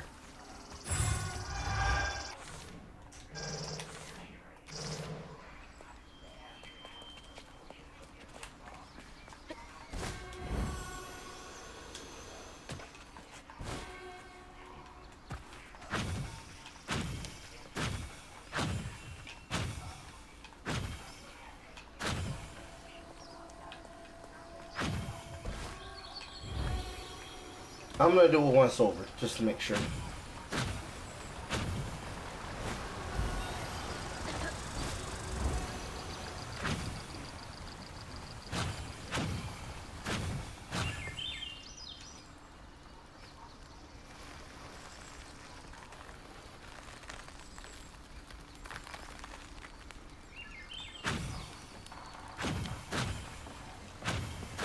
Because I swear there has to be a reason they put that there.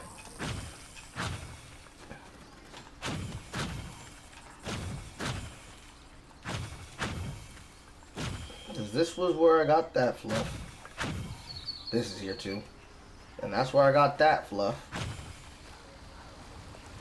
And there's no way for me to reach across to that hill.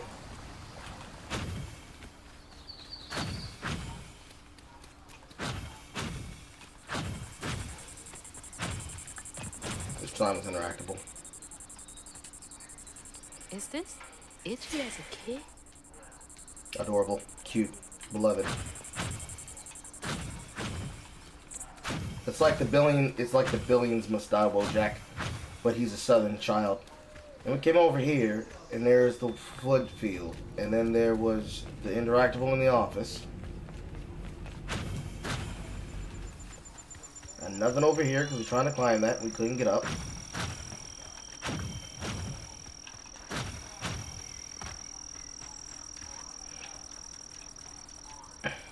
That's the factory over there. Nice drawing, Itchy.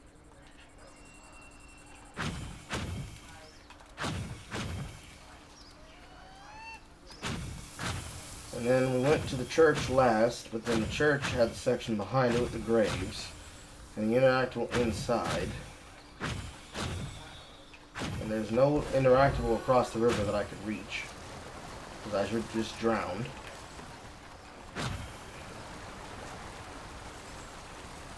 Nothing below the church.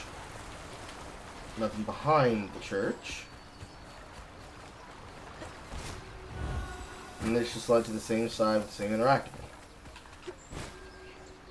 And then that land over there is the same space that went to third.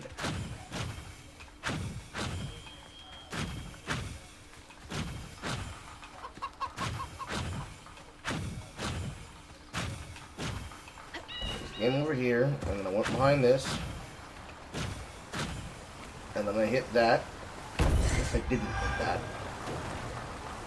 And there's nothing else here.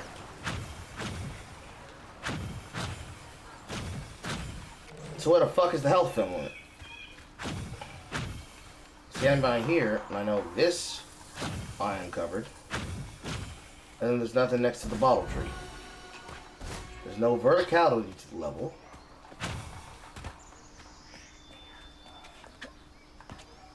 Certainly, I can't get over this fence. No, I can, but that's a hurt box. Which then brought us back over on this side of the wall.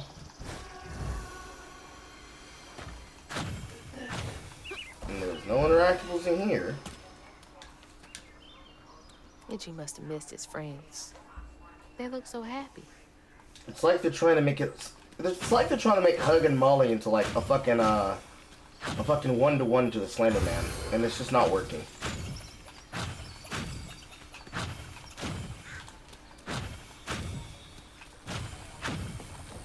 So allegedly, because I opened that shortcut, that means I should be able to go back inside the wall, right? Yeah. Yeah, I don't get it. I don't get it, chat. You just want to know. 12 stars. 12 stars. So 11 copies of my woman. You would need to make 11 copies of my woman. That's how many it would take. So if I end up getting forced into the ending of this chapter and I lose the health film, then I'm going to be really upset.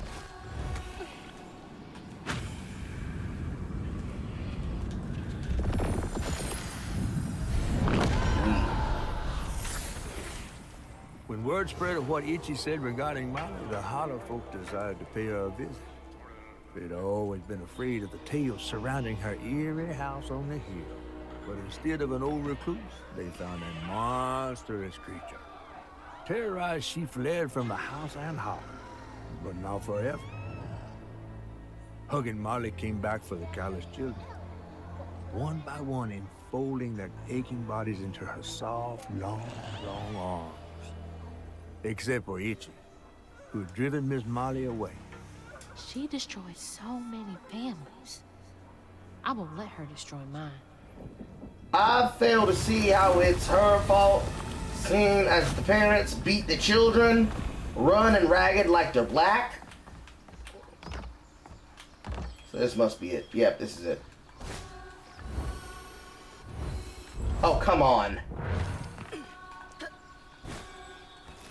There we go. Like, I fail to see how that's not valid, considering I should be able to climb on everything. Also, very shit health upgrade. Very shit hiding spot. In fact, can I scheme? Ouch. There we go. Anything to skip a section.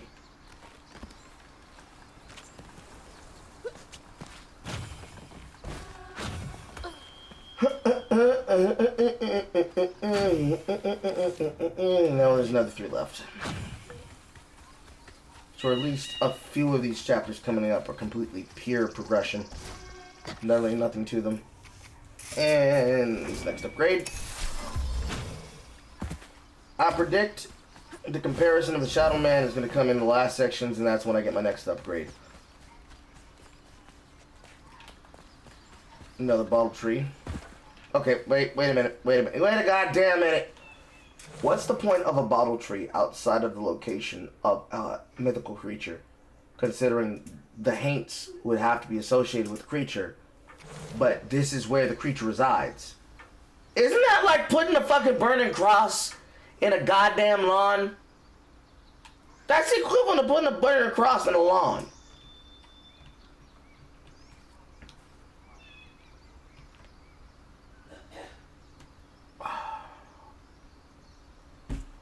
I swear, it's the same thing as putting up a burning cross. Because this is meant to dispel mythical creatures and evil spirits. And you're putting it right on her fucking property. So it's literally like putting up a burning cross. If you consider every single creature is basically A Cajun-faced spirit. That's like putting up a burning cross on the lawn. Did you get them? What did she gain from taking those kids? From causing so much pain? What does this say? Your chill something Bay of Gilpre. I can't fucking read this shit.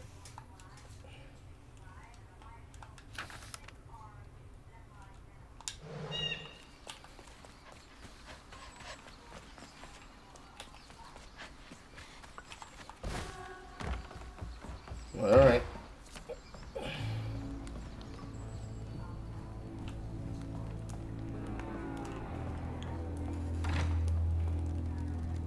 Little Knight and Princess Party. You know, if there wasn't for the fact that that was supposed to be written in such a way where it's cringe as fuck, that's actually a very ingenious way to incorporate boys into teacup parties. More bullshit. Random ass books. Reusing other assets.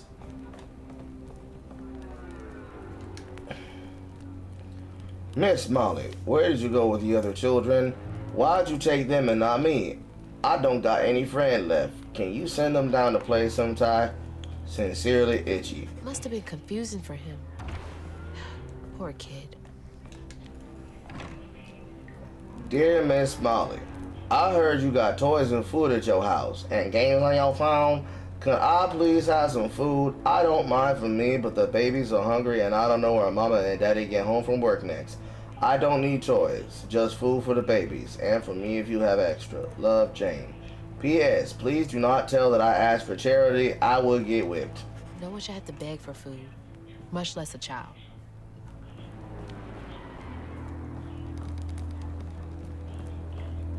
Of course, because mythical creatures have time to watch horror movies. The monster was dead, but his daughter lived. Monster's daughter. Savage action, the mightiest monster of them all. Torrent Anna. Positively alive. Flower press.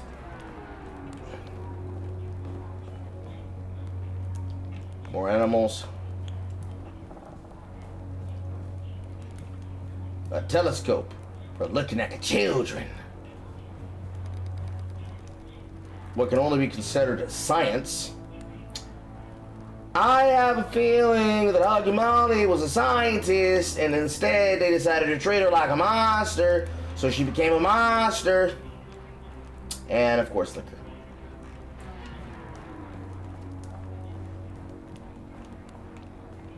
It's a feeling, chat, but I feel like it's a real thing. Does anybody else see that?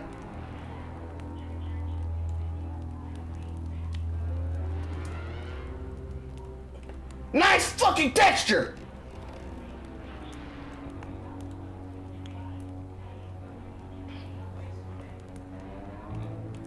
It is floating, chat. The texture is floating, chat. The texture is floating off the wall.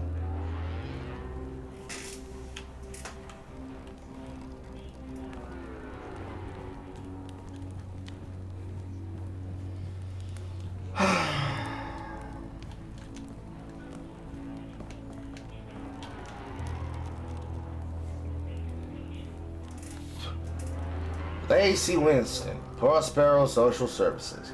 It is my immediate recommendation that Matt be transferred to a foster family as soon as one is available. He suffers from malnutrition, he has not been to school in a month, and both his parents suffer from addiction.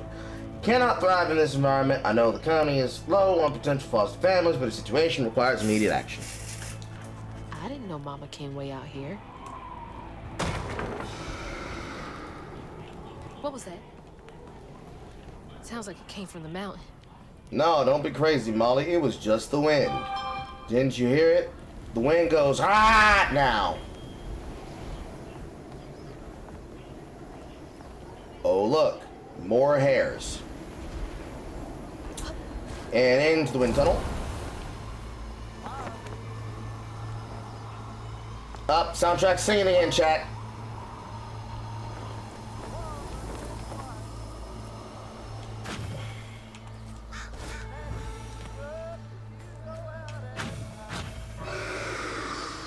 That can't be good.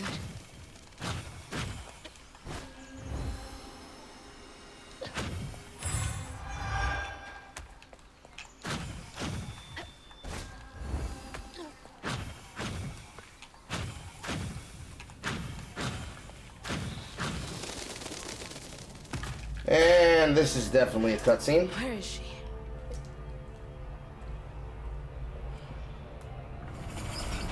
What the? That looks like our house. And that's... Mama. What is all this? Wait. And you're standing there watching it?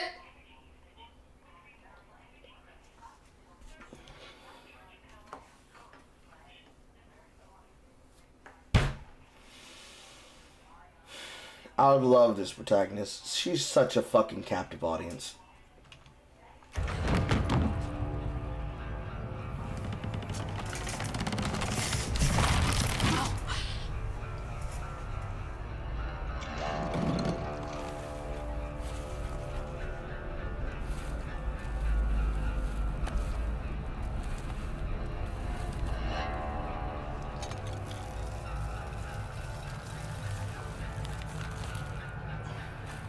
Hugging Molly?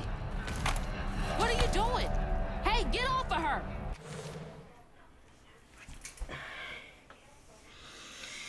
An obvious puppet play happening in front of the protagonist. The black protagonist of the story then yells at the inanimate object that is not her mother as though it is her mother.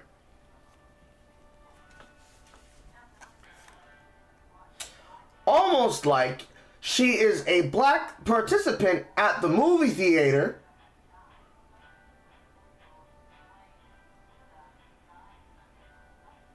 and she's talking to the screen.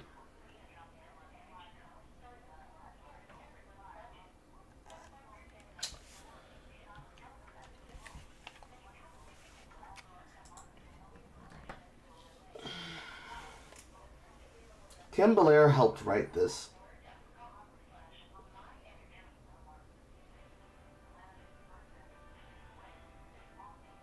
Kim Belair helped write this. Hey, Sweet Baby Inc. Hey, SBI. If we're gonna have a black person, and if we're gonna have a black person, and that black person's gonna react to an event that's traumatic, that's involving their loved one, that they're currently on a mystical quest to go find and rescue from the creature that we're currently hunting. If they're gonna be black, and if they're gonna be black and also female, and if they're gonna be black and female and loud and opinionated, if it's possible you can just, avoid the Afroisms that are stereotypes, negative stereotypes of the black community. Is it possible you can do that? Just asking, of course. Lest we all turn into Kim Belair. Never chat. If you ask too many questions about what's possible and was it really necessary for them to write it like that, you too will turn into Kim Belair. Or worse, you'll turn into single player Carl.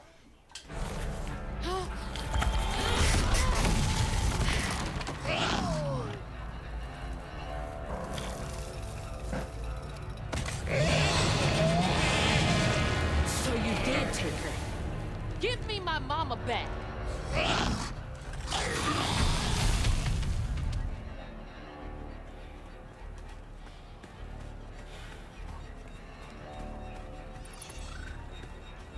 Now, I have a prediction, and it's going to probably be a lazy-ass prediction. I predict that if it's not one of the parents that lost their child and everybody didn't care about their kids, so they became a fictional creature that would then kidnap their kids, I'm going to predict that it's some bullshit. And that actually, Hug and Molly is what happens when a social worker is basically being pushed to think of how she's supposed to help the kids. And with all the anxiety and acrimony put on her shoulders, she turns into a supernatural social worker to rescue the kids. Unless we find out that she ate them, in which case I'm wrong. I have a feeling that's potentially possible. Also, you blew up her beautiful fucking set for no goddamn reason. Also, how is it that this is as powerful as shit is for mine, but you blowing away whole fucking set pieces that are made of wood like it's nothing? Certainly that makes sense. Whee!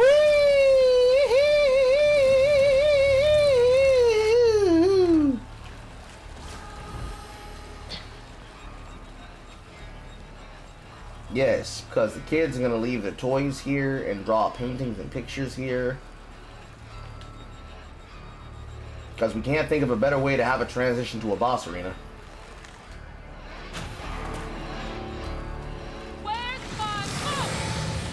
Where's my mama? Is Molly carrying the kid?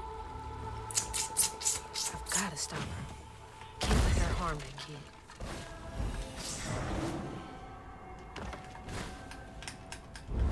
Up, I love that. Woo, boy, I love that. Interaction point, and another interaction point, but the camera wouldn't let me look at it in time, so I fall to my death. Damn, that's so crazy.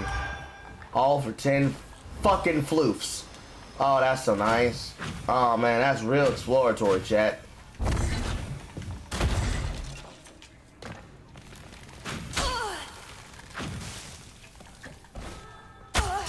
Ow. Well, see, now I'm soft locked and I have no choice but to die. Oh boy, that's wonderful design.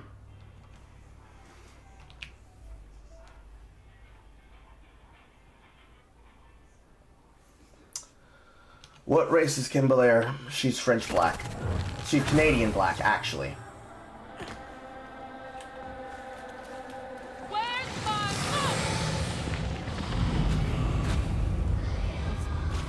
Carrying the kid?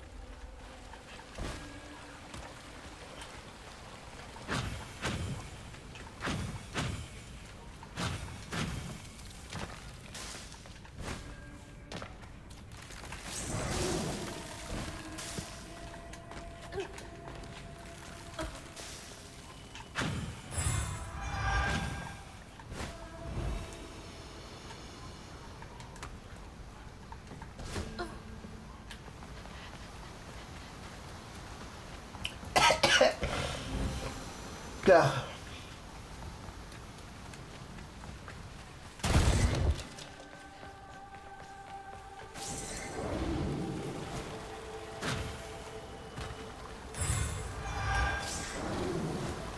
Now this is actually useful.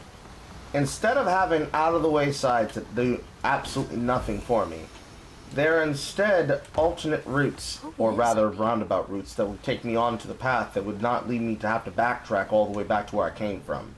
However, this is the 4th squeeze-through section you've put in front of me. Is it true that that lacy woman is coming? I've never seen a woman made out of lace. I wonder if she's a giant spider too. I can't tell if the new kid is pulling my leg or not. A woman made of lace. Is he talking about Mama? Was she helping him?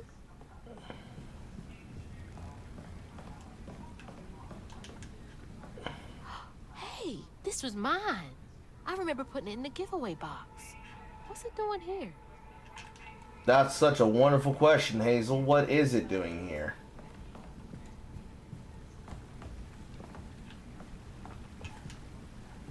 Mama? It's beautiful. But why is it here?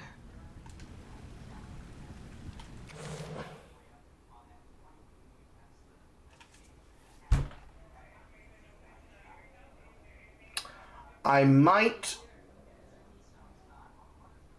be more right about my prediction than I thought. But chat, it's gonna be even gayer than you think.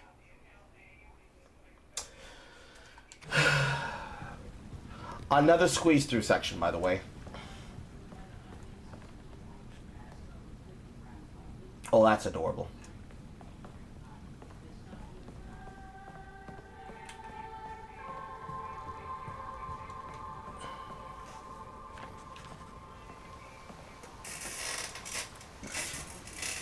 Well, that's one of my predictions, Soul of the Dragon, but there's a possibility that could be even stupider and even gayer.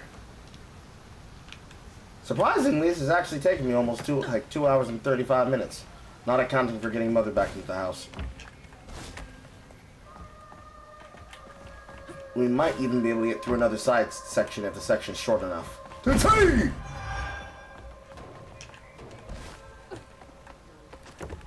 I'll let chat figure out what my other 2 predictions are, although one of them is pretty obvious. Can't make it across.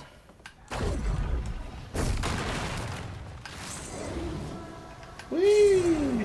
Whee!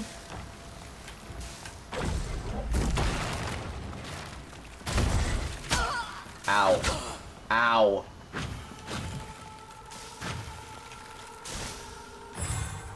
You might as well just put it on the fucking path in front of me, bro. Why do all that extra work just to put it on the side there? Also, consider the fact that despite that parkour, this is actually just a giant section with 3 crevasses and 3 Rayman lum hooks to make me go from one side to the other. This is effectively a fucking corridor. And another bullshit climbing section. More paintings. How would kids have the ability to paint on that shit if this is just a fucking scaling section? That's very dangerous, fucking Molly, letting these children climb like that. See? Not enough yet. I did not pull that.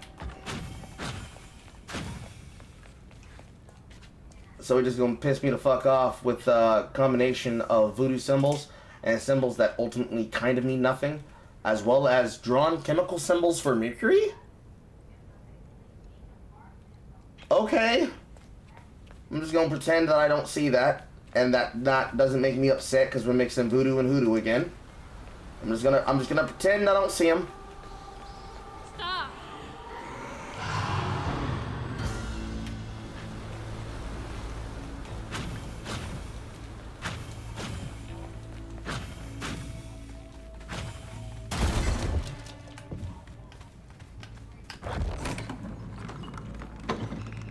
What is this full of?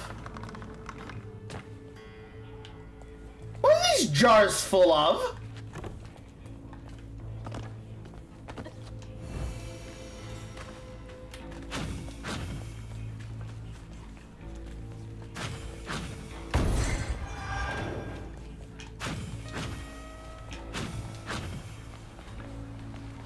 What are those vials full of? You can't just put shit around in places. Because if it's not some weird form of moonshine, I'm gonna guess that Lacey was an alchemical scientist. Huh. What are these for?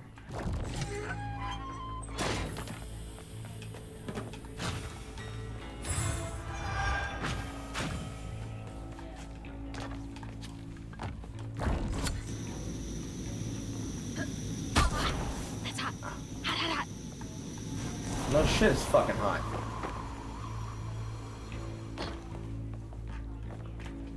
Need to light that gas again.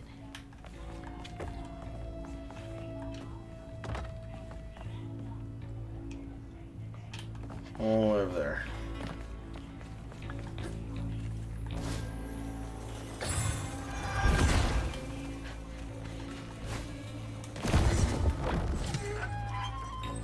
That should work.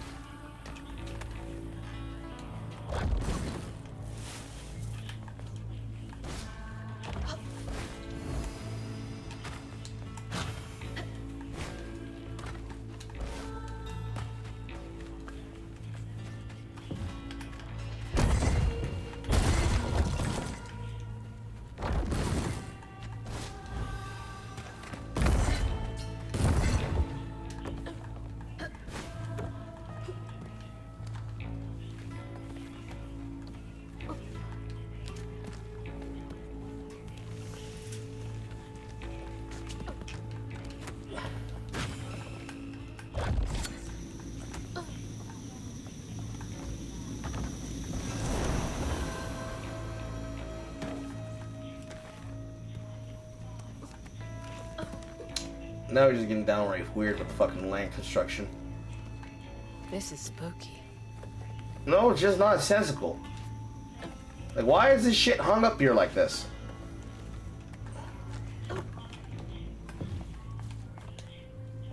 Catfish would hate this place.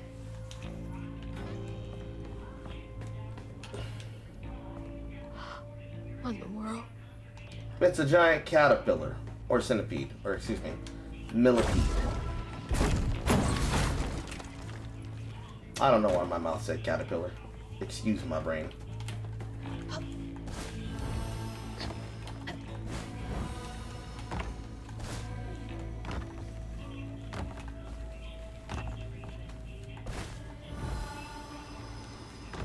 Gotta find a way to open that door.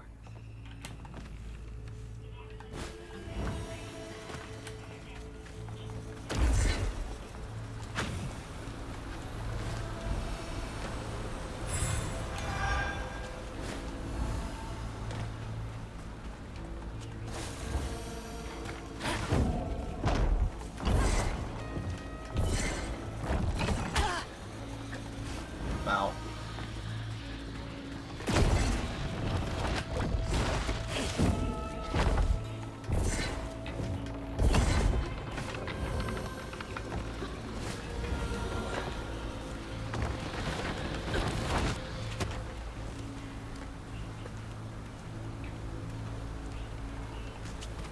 And boring straight through climbing with absolutely no storytelling.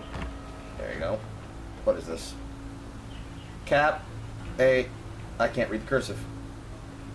Unless it's in French? No, it's not. It's a nonsensical. And a mixture of alchemical language. Okay. Maybe that pulley up there can do the trick.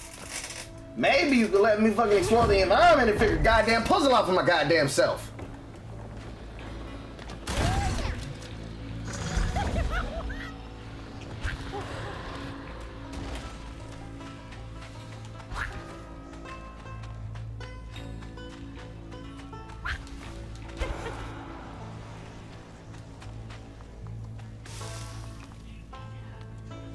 Up, over.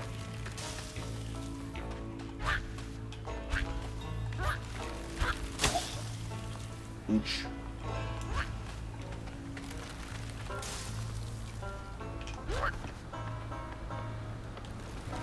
And a vial.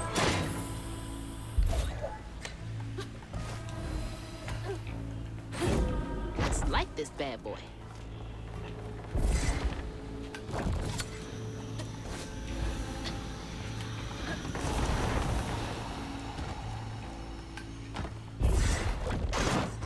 Well, shit. All right, I can squeeze through that gap. We...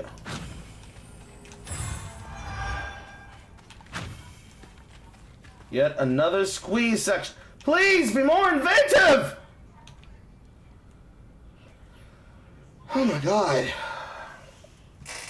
Alright, let's look at these guesses. Lacey was helping Molly. The black woman was so worshipped by the community that she's turned into a spider monster.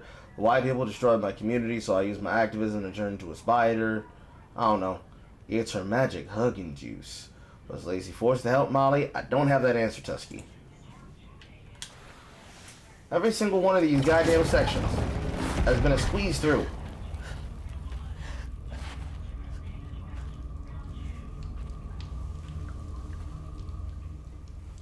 What the heck?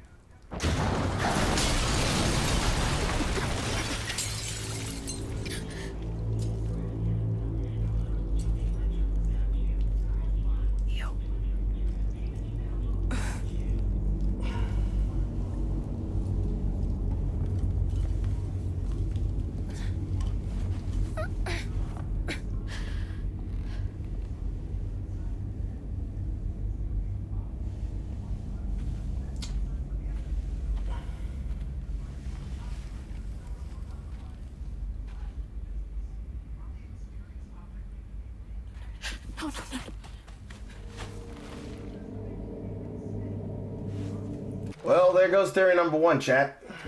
Wake up. Please wake up. Please. Wake up, Mom. I'm sorry. Loud as hell earlier. I'm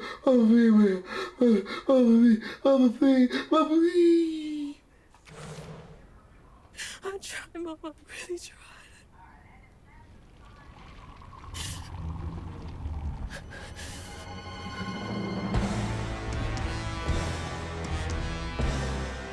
It was you. It was you!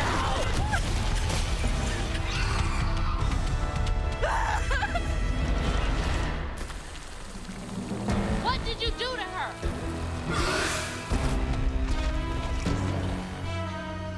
You're gonna regret that.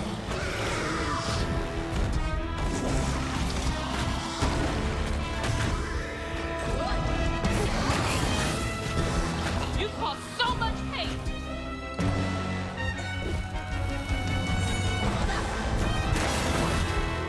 I love where the monster just allows me to punch her in the face with shit. Ow. How could you do this? Come on!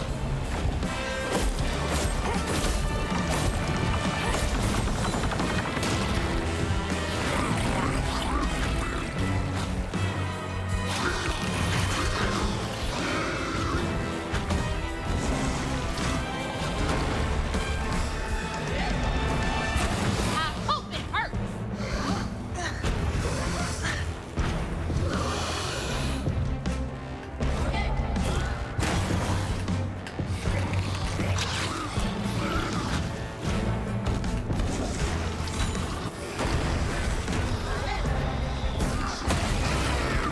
That's enough.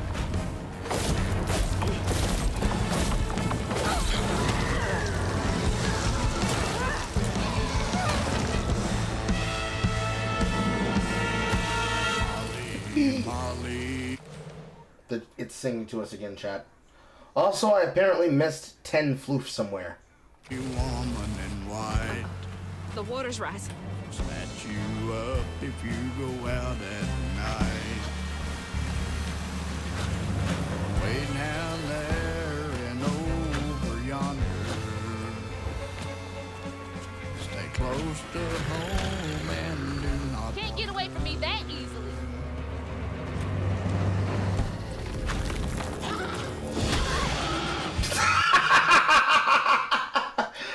Oh, that was funny. That was funny.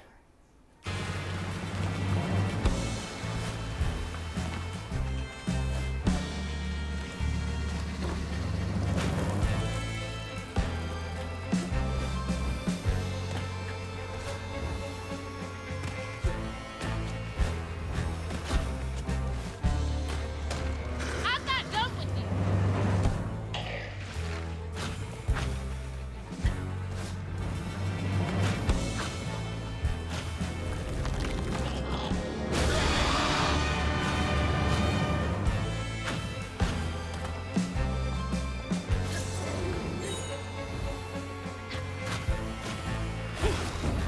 You don't get to run away.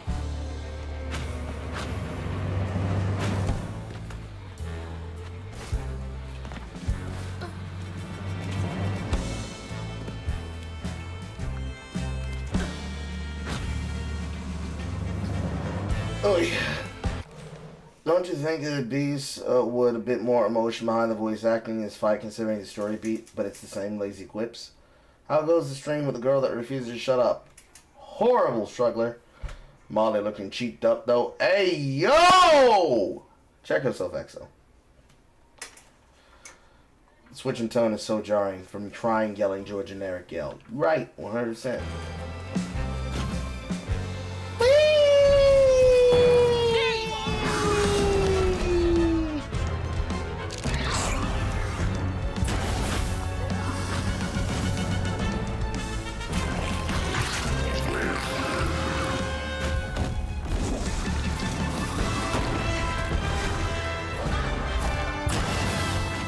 Yes!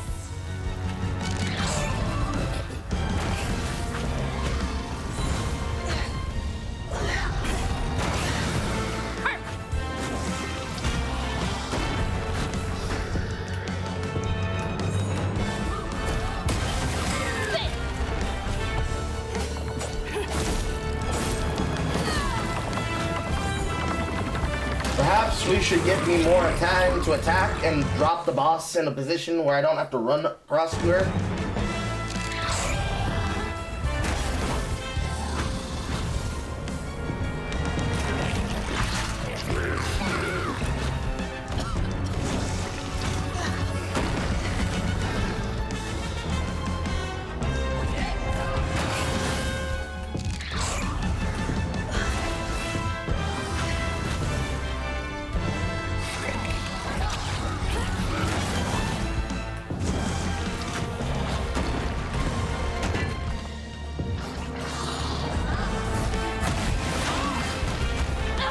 Take that!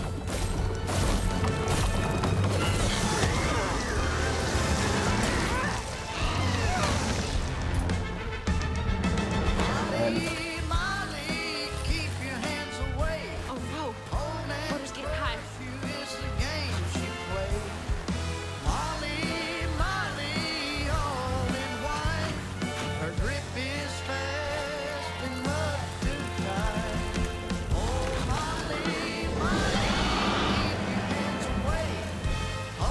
You'll answer for what you do.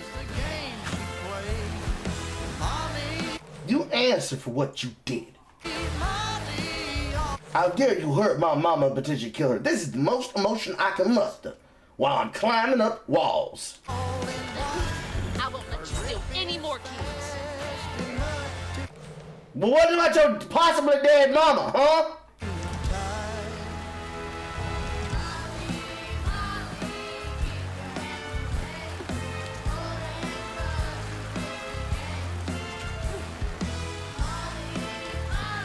I'd shitpost if the water wasn't rising. I'd be like, Molly, Molly, stranger danger. That's my no-no square. That's my fault.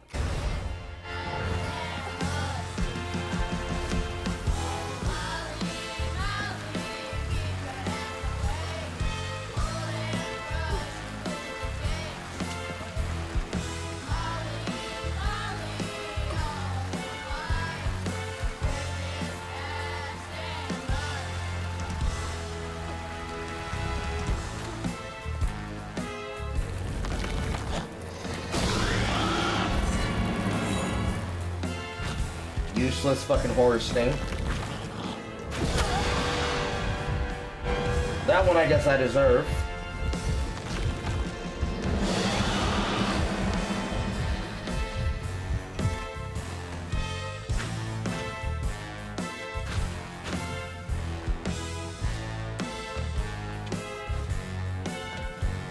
Certainly, if you die in a section like this, it's going to just send you. It's just going to reset your health and put you at the top of the fight.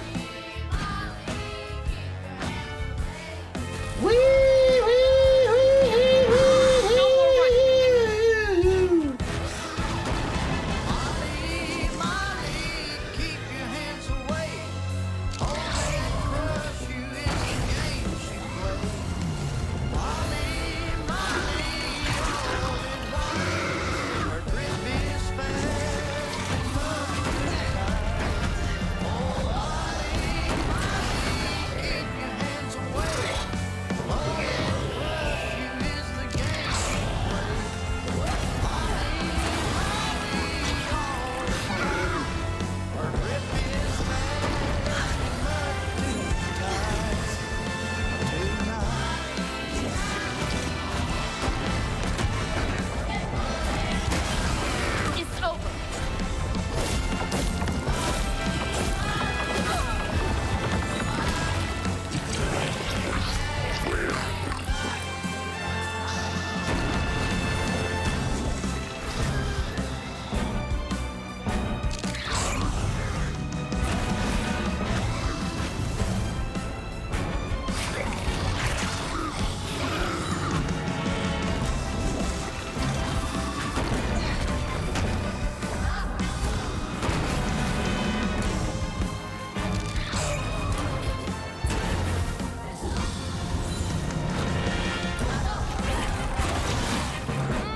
Right upside.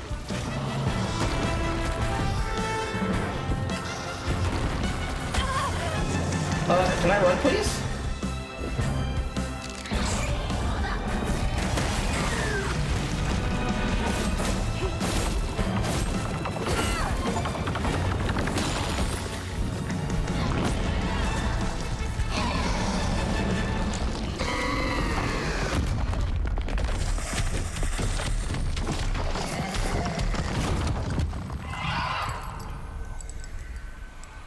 Mama's locket?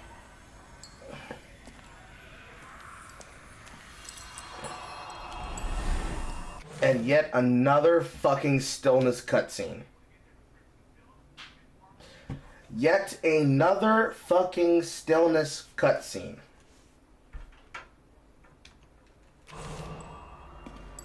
It's dark. My lungs are burning, full of water and silt. Body breaking in 100 places. Mama? A flash of red. Sunrise breaking over the horizon, warming me like wildfire. Mending cracks. Molly, doing what she's always done. But I never truly seen. Healing.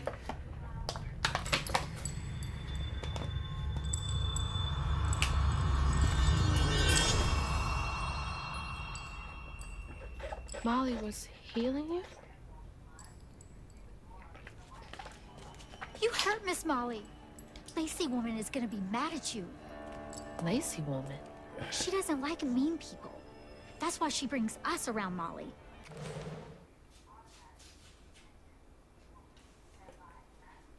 Modern children. That's a fucking ghoul. That child is not alive.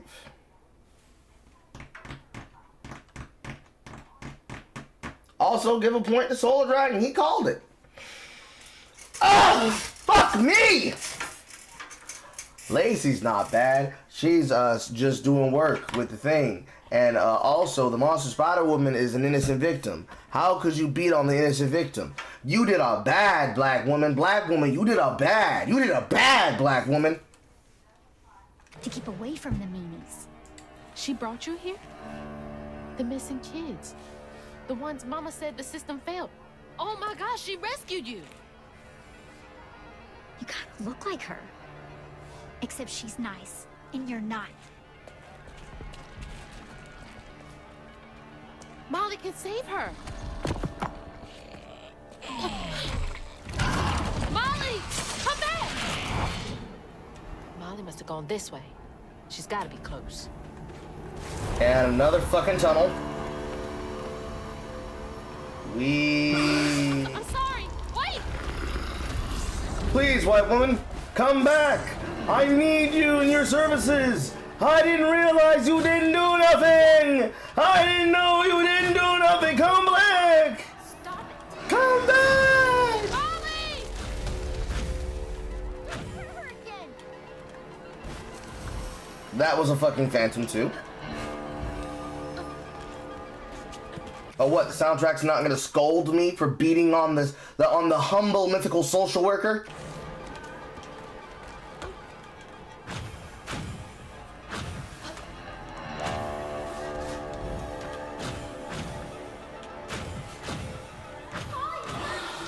Come back!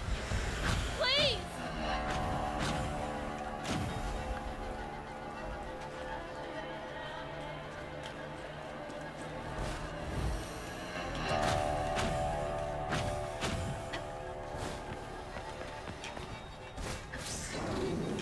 Why would you do that?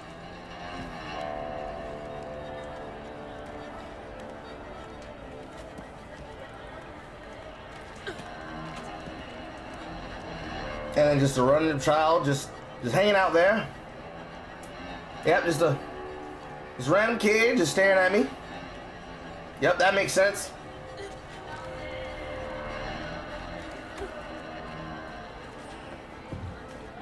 Hello, little white child. And you can't interact with it whatsoever.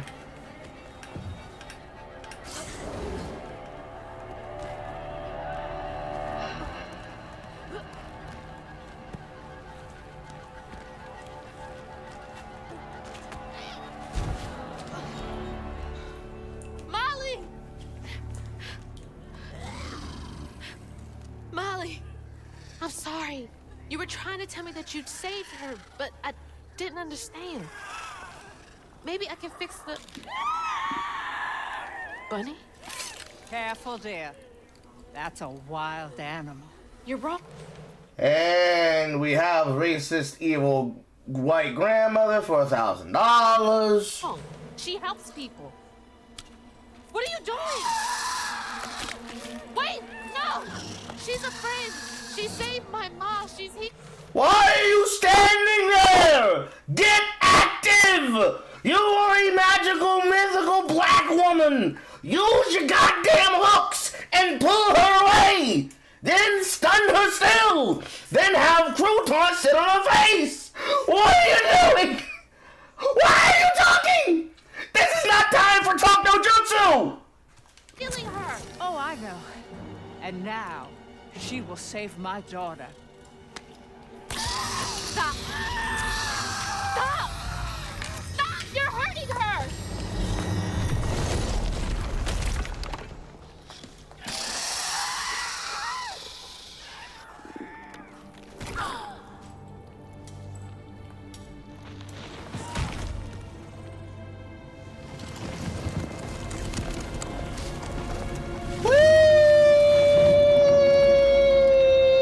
What the hell is wrong with you?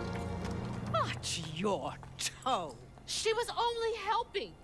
I have my own family to think of. Family? Trey? Cherie?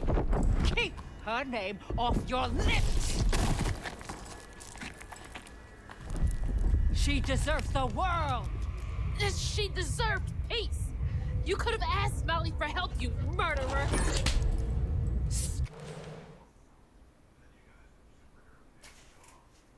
Stupid girl. With this, I can give her life. You used me. I did. Why should I borrow when I can just take? Roll credits. You look so much like your mother. But you're just like my feckless son.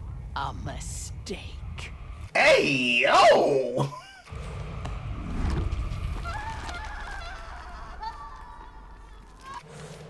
There's more emotion in the falling to her death screams than any of the things that was supposed to be happening in the middle of that combat. Woo! When I was a little old sack fry, folks watched out for me. But besides Lacey, Hazel didn't have nobody like that. Not even her grandma. So naturally, I gave her a helping fin. A helping fin, huh? Sure. But this part's better told by me. Free falling through the air like that? Betrayed. Scared. But still, I only had my mama on my mind. And I found her. Just to lose her again. Never really realized how much of Mama's world I didn't know about. Discovering she relied on hugging Molly to rescue abused children. I had it all wrong. Getting her back felt like an impossible dream. But I wouldn't give up on her. She never would.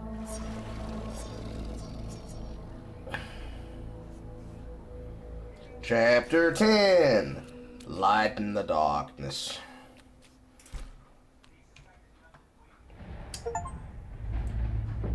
Back again? What is this place? I'm going to predict this is the point where they introduce the Shadow Man. The reason why, because she was, unless she's literally a Sith Lord, someone had to give her magical powers. And if she didn't learn how to use them herself, by being a passed over weaver, she made a deal with the Shadow Man. Hard prediction. That's my lock in. Place your bets.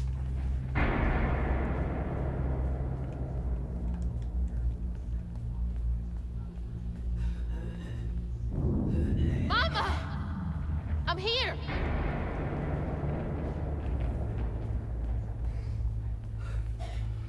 And we're back to the walking sim shit. You found Mama? How did you...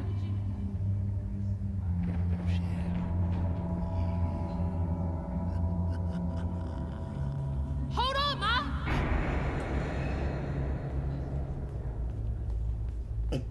Hello, Hazel. What are you doing? Who are you? Don't you remember me? Wait. Your voice. The bottle tree. That fog chasing me. Oh, that's no common fog. Meet me at Kushma's Cabaret. Your mother and I will be waiting for you. What do you mean? Wait!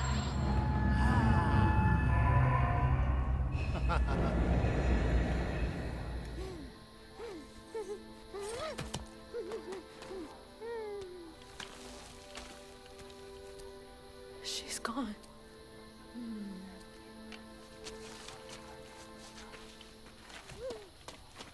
She's gone and it's all my fault. And now we get to the part of the story where she feels sorry for herself.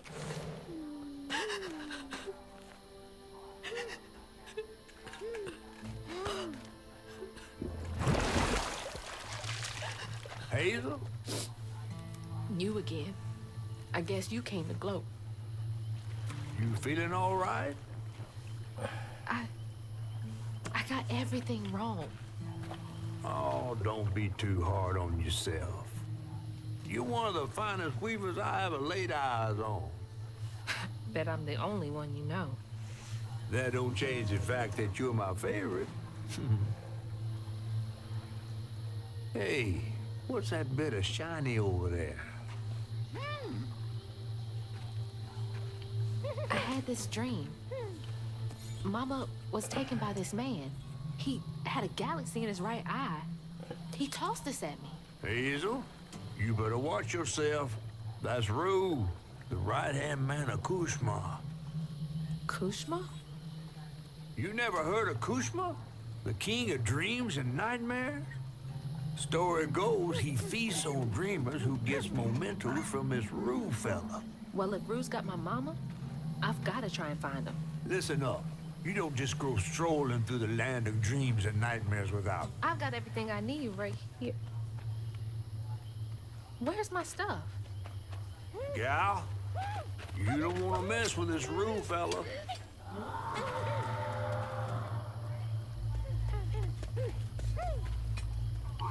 We gotta get out of this swamp fast. Not until I find my spindles. Then I'm going to Kushma's one way or another. I ain't got no time for arguing. Get your stuff back and I'll meet you when I find a safe way out. So, yep. I need to find my things I lose my magical objects. to get the hell out of this. They are gone. That is wonderful. Hug and Molly. A monstrous form belied of heart filled with love and compassion. Molly's deeds were misunderstood from holler to holler. This place. And now, the third upgrade on each of them must be unlocked, but I don't have access to them because I don't have the spindles. I lose them. While croutons controlling an enemy, it inflicts weave on its first target. Ooh boy. More crowd control. Crouton joy! Fully upgrade crouton. That should not be an upgrade. We are definitely close to over 3 hours. Yes, we are. What's this creepy man want to be? Now that's harsh. Catfish is the greatest character in this story because he is the best roast of her outfit in the entire story. So we got white people bad, white family of mixed race children bad, evil creatures good actually, single mother girl boss, lead female girl boss, antagonist female girl boss. That is correct. That is correct, Callum. That is correct. See, now you like the catfish. If Molly was a good guy, then why are all the good magical creatures afraid of her? That's a good explanation, Skull. We will not be getting a goddamn answer. Alright. I have hit my 3-hour mark. We'll possibly pick this up and continue Wednesday. Mainly because I am going to have to do some business work tomorrow. Early in the day. And then possibly do extra shit tomorrow as well.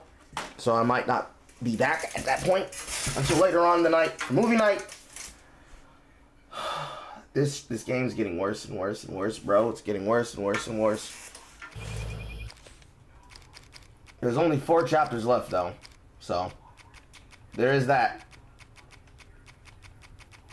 If we do a long stream, we could get done with all of them. Holy shit. This thing is coming apart at the goddamn seams.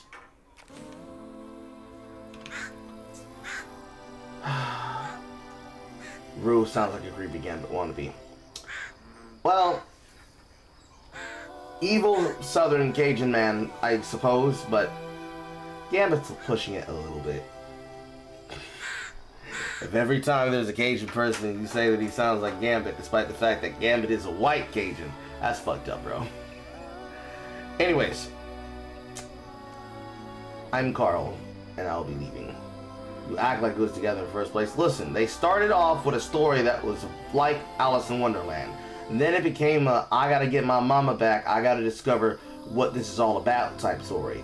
Then it became an intergenerational drama between the grandma and the daughter because of something that happened between the son and the mother in relation to her mother giving birth to her and then her being the granddaughter. And now we are lost at a point where it's like, I don't know what the fuck's supposed to be the goddamn point of the story. So yeah, I would say that's definitely coming apart at the seams. Anyways, we'll talk about that on Wednesday. Bye, chat. Let the dulcet tones of these black women play you out. Goodbye.